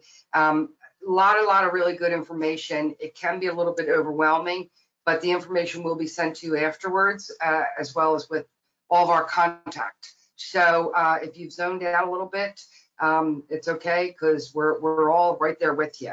And Audrey, I love that your dogs barked, because it makes all of this real. You know, I think we're, you can go to the next slide, please. We're all in the whole, you know, a trifecta of crises between COVID, the social unrest, and a polarizing presidential election. It's difficult to try to stay sane. So I really appreciate DCED pulling all of us together so that we can share the resources that we have with you, so that we can at least impact you effectively and positively relative to your business and economic development. So I'll speak quickly, because I think we're already over time.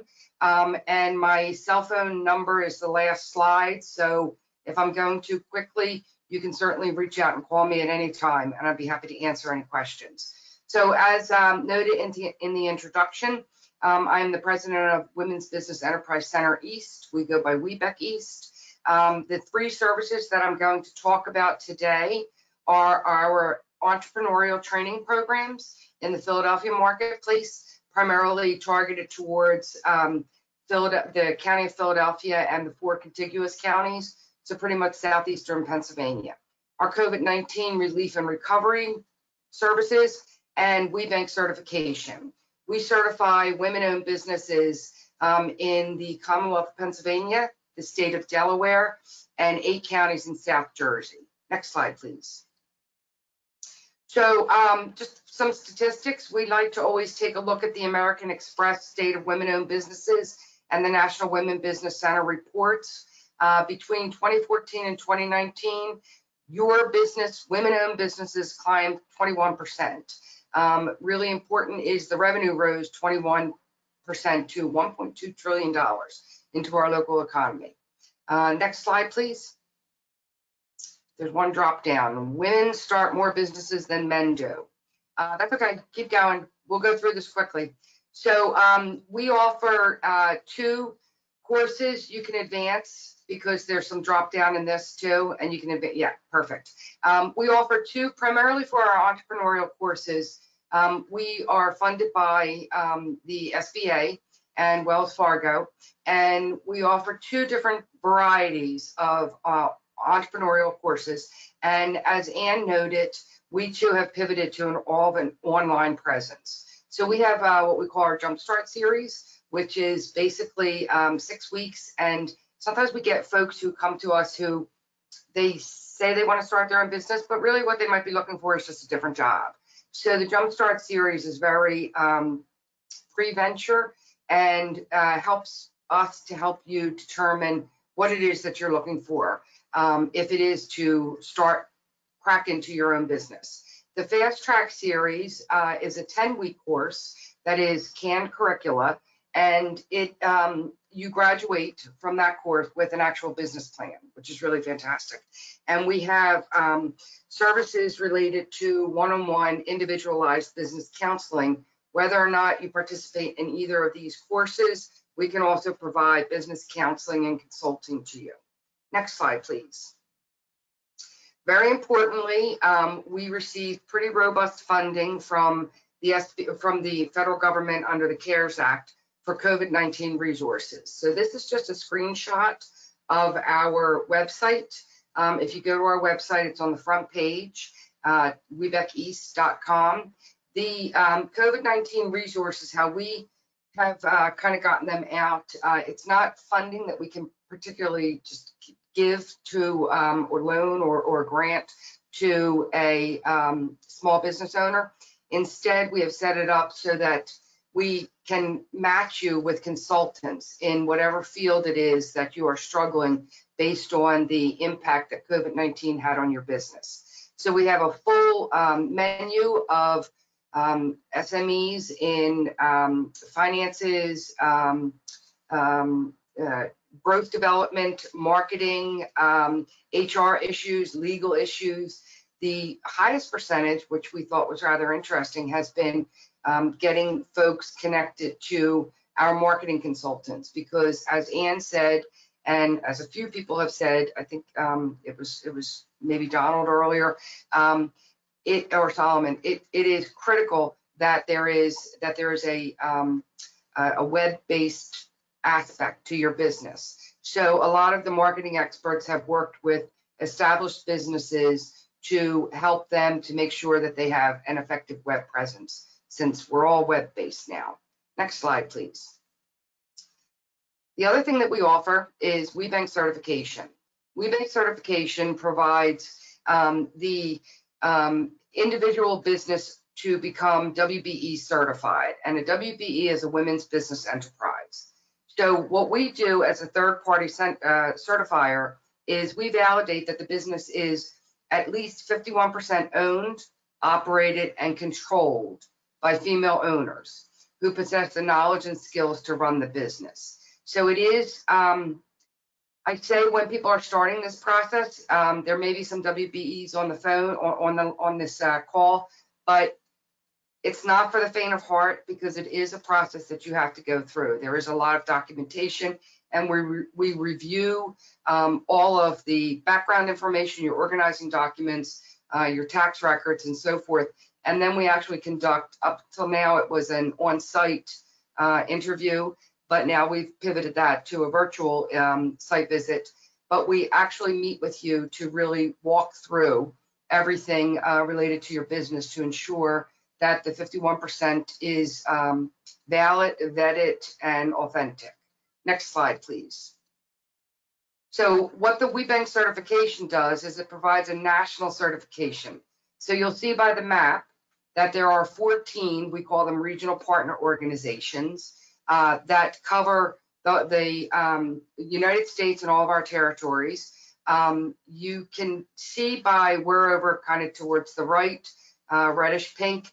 Our footprint is rather small, but we're actually the 4th largest. We have 1,500 certified women business owners in, again, the Commonwealth of Pennsylvania, the state of Delaware, and South New Jersey. So small footprint, but large numbers that we work with. When applying for the WBE certification through WBENC, you also can apply for, Sonia spoke about the WOSB. You can also apply for the WOSB through us at the same time. Next slide, please. So we can keep going. Next slide. I said some of this. We have 2 offices, one in Philadelphia and one in Pittsburgh. So one of the things that folks wonder about is it really a resource? Is it in my best interest as a woman entrepreneur, as a woman business owner, to get certified? So some of you may be familiar with the term supplier diversity, some of you may not be. Audrey spoke very eloquently about it.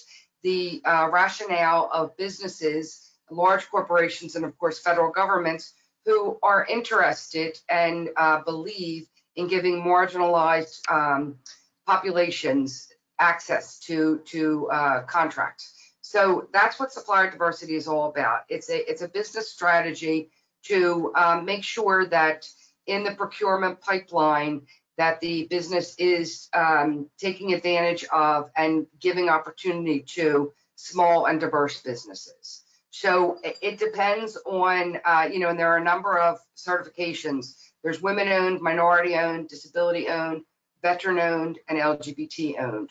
So sometimes I'll have a woman of color who will say, should I get the minority or should I get the woman certification? It depends on what kind of contract you're going for and what that potential procurement specialist is looking for. Next slide, please.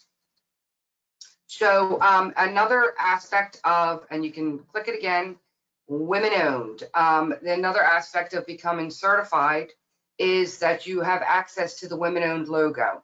So this is a customer-facing marketing that you'll see, now that I've mentioned it, you'll see that logo on products all over, business cards and so forth. But it's really great because we have intentional shoppers.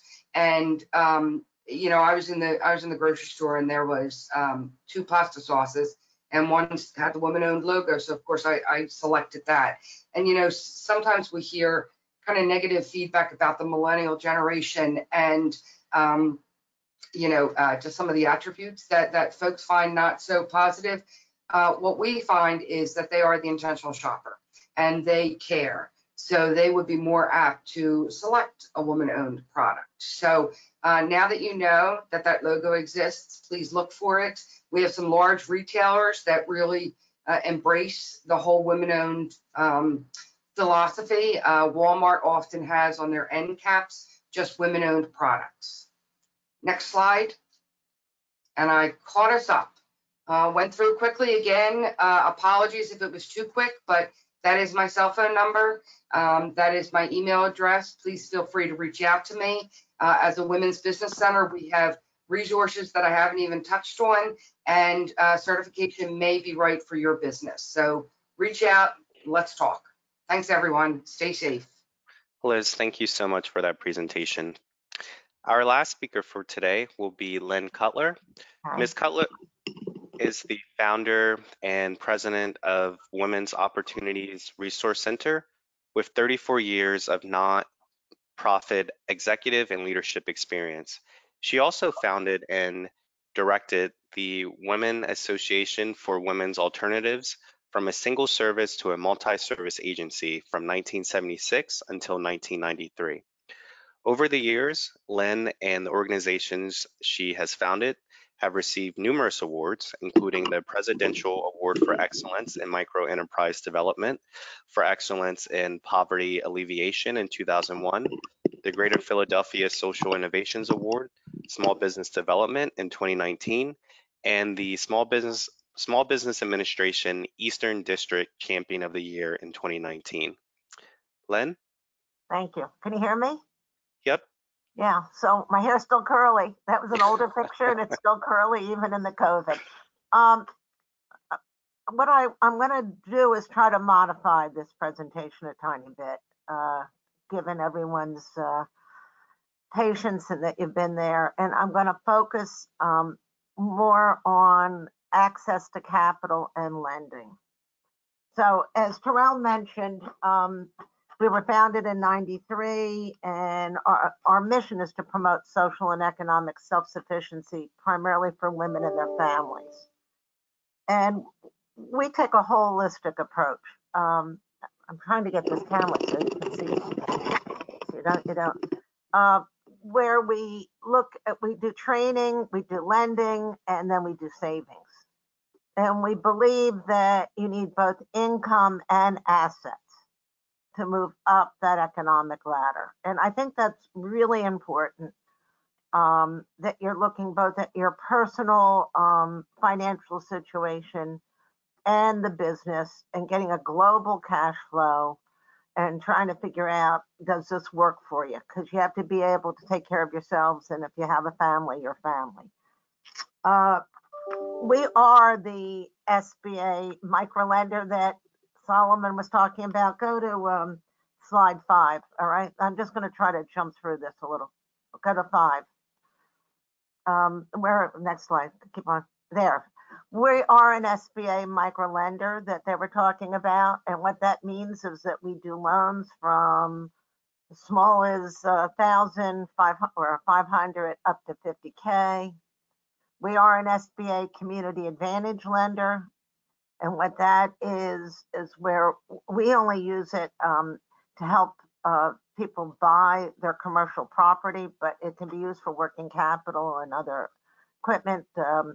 We find that very helpful right now because it does give us a guarantee, and that allows us to take more risk. And then we are a CDFI, Community Development Financial Institution. So when you heard Mara talk way back when we first started this whole journey together about an hour and a half ago, we are one of those groups that have been making those grants, working as a statewide, it's called Pennsylvania CDFI Network, and I'm vice chair of it. And a CDFI focuses on businesses. We're really tied in the community, right? There's 17 of us, and I'll show you the list in a little bit, but we're really on the ground, trying to make a difference. And not only do we do capital, but we do technical assistance or business assistance. So to give you a sense of our impact over the years, we've done 981 loans totaling over 6 million. And this included doing 82 PPP loans, paycheck protection loans. Many of our CDFIs started doing it, particularly the 7A lenders. And we've helped over 3,700 businesses and nearly, well, over 1,600 through our incentive savings programs, which had an economic impact of 52 million. So if you go to the next slide, you'll see like our clientele is diverse. And we focus on the 5-county area. The next slide if you want. 80% of our clients are people of color, women, and 67% are women, and 88% are low to moderate income.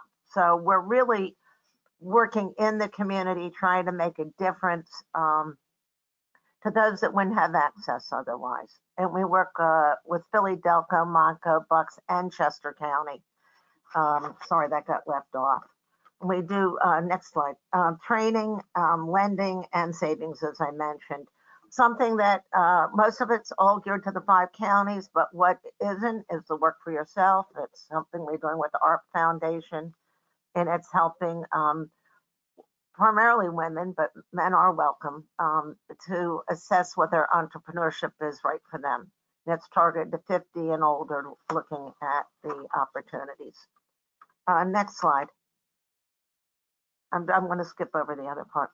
So loan products. So what's important about what we do, and I think that it's important if you go, if you're looking to find a CDFI or you're working with a micro lender or CA, you have to find one that's compatible with what your needs are. And I believe that Solomon said that way back, but you need to find one that's compatible with what you're trying to do.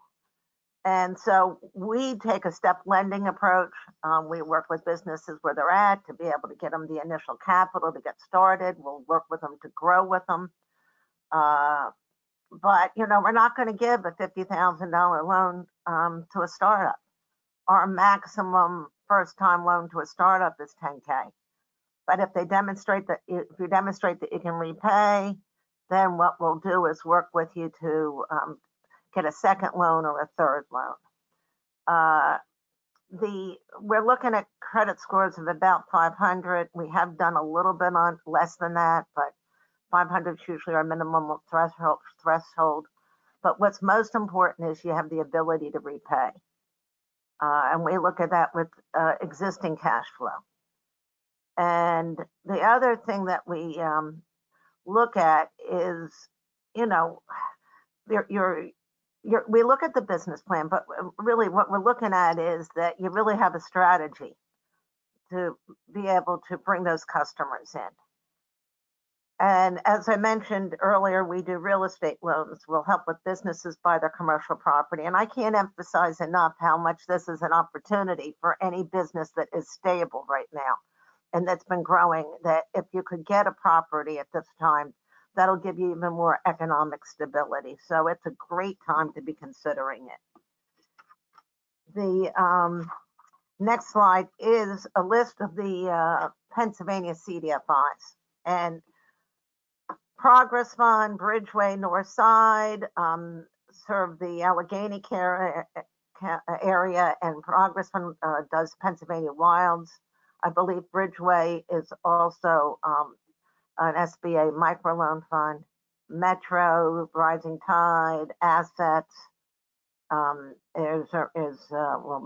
and Rising Tide are Scranton area and Lehigh Valley. Assets is Lancaster. Community First is the central part of Pennsylvania, and then also goes into the 5-county of the Philadelphia area and some up north. Reinvestment Fund is statewide. They have a specialty in child care funding. PIDC, well, all the rest do Philadelphia, and some of them do the 5 counties. So if you go to this website, PennsylvaniaBusinessGrants.com, you can click on the websites for these different groups and you get a better sense of if they meet your need. The next slide. So what do I think is important right now? Well, there are 63% of you that were existing businesses, and I'm sure that many of you have already done it, but you have to update your business model. And going into the winter, it's even going to be a little bit more of a challenge. So you're going to have to pivot again. I heard everyone talk about digitizing your business. Very important in this environment. It's also important to have a support system and have other professionals that you're networking with to get tips how to grow your business. Or, if you're feeling down, it was a bad day, it rains, and you have a restaurant and people aren't coming in, and you're not, you don't have the outside trade that you had. Well, then how do you stay up? I can't emphasize enough how much it's important to take advantage of grant opportunities right now. Even though our state grant program, the $225 million, is not open at this point, we expect Delaware County reopened their grant program yesterday, and it'll be open, I think, for a couple of weeks. Keep on looking for those grant opportunities. And also, we do expect Paycheck Protection at some point to reopen for businesses that had greater than 50% loss, either in the first or second quarter. So, look, when that stimulus bill gets approved at some point nationally, there should be some other opportunities there. You only want to borrow what you can afford, right? And that sounds pretty basic advice, but don't over leverage yourself if you don't think you can pay it back. And as I started, make sure you have a cash cushion. Those businesses that do have cash right now, to be able to withstand, is really, really important. So I'm going to close with a woman. If we go to the next slide, please. So Leona, she's been a person that's worked with us for a year, that we've worked with since 2016. She went through our entrepreneurial training program, like the fast track, I believe, that Liz talked about. And we did a couple loans with her. And she was in the process of expanding when COVID hit. So what did she decide to do? She decided to keep on doing the renovations. And so the fact that she did it, and you're only allowed to have 50% occupancy, it actually means now she's at about 73% of what her prior business had been. But we've helped her in 3 different ways through this crisis. One is through a PPP loan that we did, Paycheck Protection. 2 is she was approved for a state grant and she got $35,000. And then we've recently done a working capital loan. So she feels pretty strong that she has a business model now that can get through, whatever COVID brings us over the next year.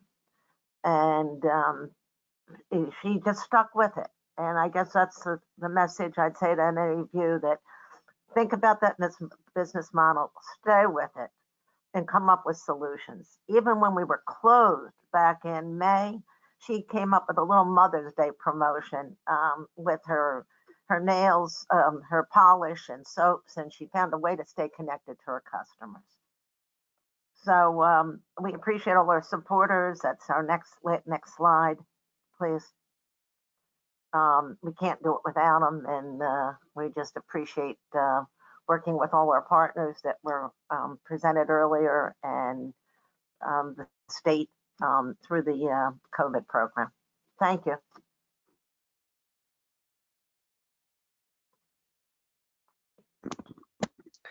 Thank you, Lynn. Okay, and also before we move into our question and answer session, I also want to say special thank you to the presenters. You guys did such a great job, and I think we all have learned so much. And even though we are over the time, it just goes to show what great work your organizations do for women business owners and women entrepreneurs. So I'm sure we probably could still talk about it. So thank you so much. And as well, thank you to the participants who are still able to hang on the line. So moving into the question phase, if you are a presenter that can answer this question, if you could turn your camera on when you respond, that'd be great. So our first question is, Will the SBA be re-examining their loan criteria based on credit? Many of our small businesses may have credit impacts as a result of COVID. As a result, many were ineligible for some of the SBA funding due to credit and student loans. Solomon, are you still there? Can you take this question?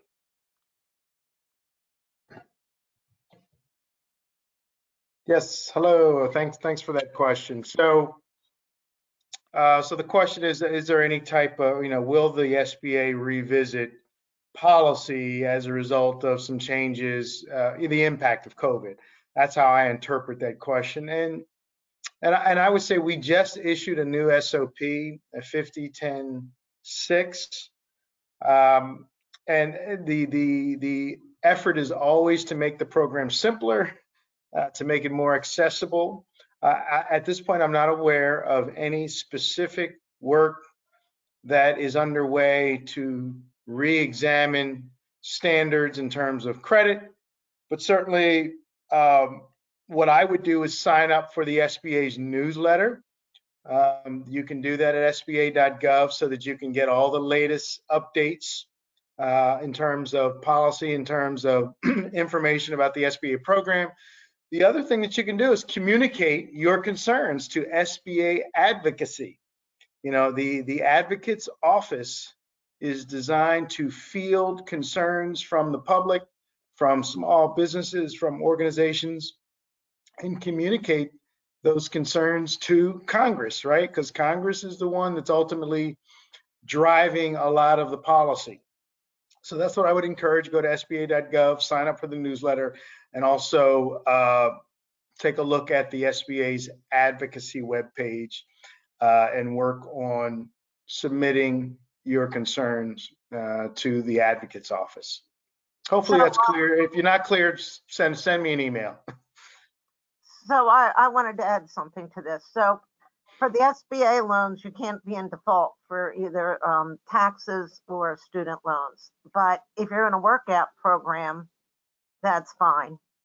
And SBA does not set, at least for the micro, what the credit issues are. So I think if you look at and explain what happened, that really makes a difference. So look, if someone's gotten divorced, someone had a health issue, COVID, if it's explainable credit issues, almost all of our lenders look at that. And then if you go to a CDFI, we don't even have any of those constraints, but we have to make sure we get repaid, right? We don't have to go look and see if there's a loan that's in default, but we do check because we look at that in terms of whether you've been responsible or not. So I think explainable issues work, get in a workout program and, go from there. Yep. Thank you for that, Lynn. Thank you, Lynn. Thank you, Solomon. The next question, do SBDCs help clients with contract pricing? Sonia, are you still on?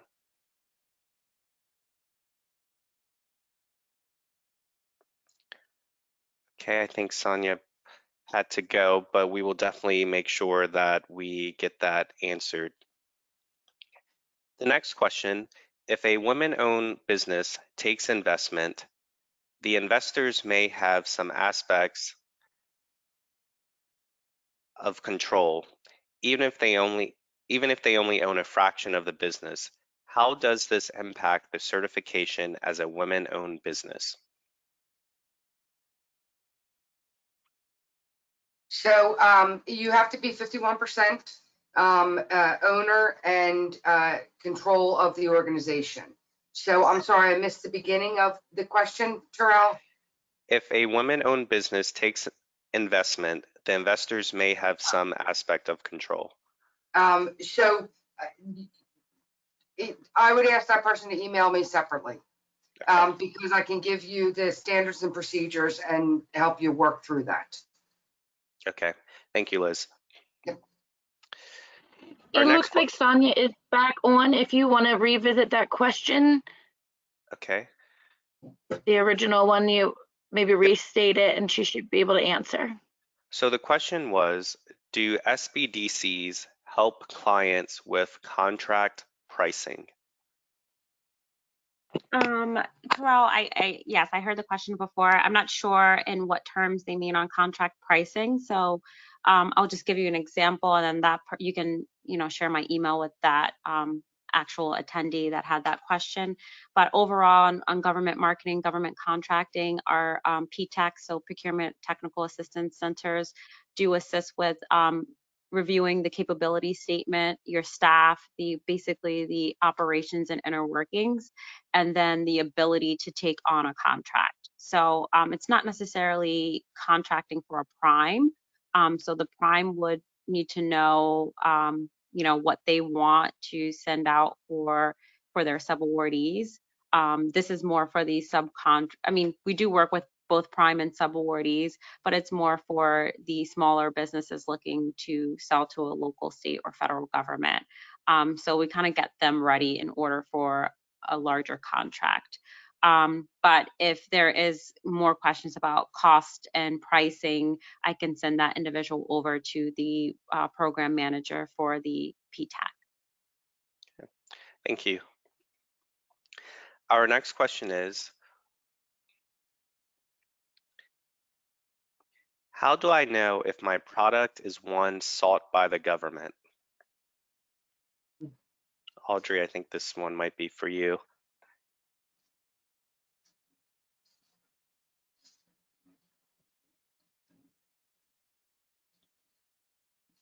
Okay, we can come back. This is Audrey. Oh, I'm here. yeah. I don't know if it's necessarily for me. Okay. I help identify contracting opportunities with the Commonwealth of PA, not the federal government, two different entities. The biggest problem that I say for vendors is trying to identify how the public entity, so I guess that would be the Commonwealth or the federal government, procures certain goods and services. So that seems to be the hardest problem, is trying to find out how they've done that in the past. So what I typically tell people to do as it relates to finding procurement opportunities with the Commonwealth is to consult the eMarketplace website, where we publicly post all procurements. And as I stated in my presentation, we also house archived information as well, which means if you've missed a procurement, or if a procurement is recently bid and you missed the opportunity to participate, you can still find out the scope of work. In many cases, most of the winning proposal is posted as part of the contract documentation once the contract is awarded and executed in full. So I say the biggest thing you can do is do research on the procurement portals for the entity in which you are wishing to participate, and take into account archival information that will give you insight into their methods. And ultimately, if you can get a procurement professional on the phone, state the question explicitly and see the response you get. But I'll also remind you that you will probably get, for every 10 questions, 10 different answers. So that's the best answer I could provide for you. Thank you, Audrey. Hey there, if I could just add, in terms of federal opportunities, we used to use a website called fbo.gov. That is now, I guess, beta.sam.gov. I was just flipped over to it just to take a look at it. But essentially, yeah, beta.sam.gov. That can be used to search contract opportunities. The other site that is equivalent to the federal government's checkbook register is FPDS, Federal Procurement Data System.gov, FPDS. There are hundreds of criteria you can search across. You can use a keyword such as, let's just say software development, and you can plug that in and do a search across all of the federal procuring agencies and come up with contracts that have been awarded to small businesses based on that keyword or keywords of, say, software development, for example. So I would encourage anyone that's interested to check out those two sites. Thank you, Solomon, and thank you, Audrey. The next question is, what is the expectation for personal credit to be in a competitive position for a microloan or another loan? Which of the potential lenders have the strictest standards?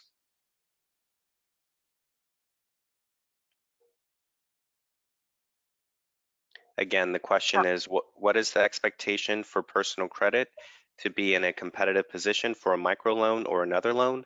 And which of the potential lenders have the strictest standards? So for an SBA, for us, we're looking at 500 and higher. We will go as, you know, I think we've done 480. It depends upon the size of the loan that you're looking for. And what those credit issues were of why your credit score is so low. So there's different components that make up your credit score. It has to do with how much money you have borrowed, what's in default, how much credit you have that you've used, positive repay. So it really depends upon what the issue is. Banks have the hardest, right? Banks are going to have the most difficult threshold for you. I'd be looking at an SBA microlender and look at their mission. That's why I talked about our mission. And then also look at the CDFIs and see if they do small business lending and what size loans. If they're only doing 50K, they're not gonna fund you if you have a 500. They're gonna look for 650 and higher. So depends upon the size of the loan. Does that answer your question? I think so. Thank you. Does anyone else have anything else to add before we move on to the next question? We have about 4 more questions to go. Okay. The next question is, if on Social Security disability, how do I begin a business and not lose my benefits? Is anyone able of this panel to answer that question? Terrell, this is Sonia Smith from the Small Business Development Centers. I know we've been working closely with DCED and Secretary Davin on some of these concerns about partnering with the Career Link centers in the different regions because of there has been the self-employment assistance as the attendee basically stated of trying to start a business but not lose their benefits.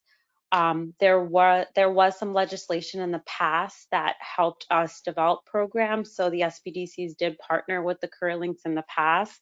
It's something that we're still working on, but there does need to be legislation in order for us to do so, and so that the Department of Labor is understanding that the individual is not in business, but they're working to become self-sustainable. So I'm not sure if there's anything still online about it that they can search about future programs in the future. Okay, thank you. And for our last question, are there any programs or resources available in Pennsylvania for older or more senior women wanting to start a small business?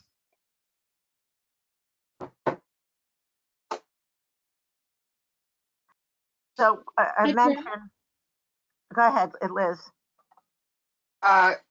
Age doesn't matter. All of the resources that we talked about from the Women's Business Centers, from work, they'd be available to everyone. I agree with we have that special seminar that we do with ARP in terms of work for yourself. And the next one is December 8th, and it's virtual, so that can be open statewide. I think it's Tuesday, December 8th, we're doing it, 6 to 8 o'clock at night. And I agree with Elizabeth. I mean, all our programming at the Center for Women's Entrepreneurship at Chatham is open to everyone. We have women from the ages of 20 to 74, I think was the latest lady in there. And you know, in some ways, it's good to have a mixed age group because you learn from each other, you know, and you learn different tools and techniques that are there. So yes, I'd encourage them to reach out if they have questions, and if they need any assistance with the online technology, not a problem. I mean, I need help with online technology all the time, as you saw earlier today. I couldn't mute myself. So not a problem, just reach out. Okay, great.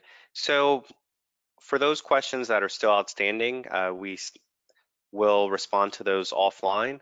But again, thank you so much to our speakers. You guys did such a great job and provided such a wealth of information.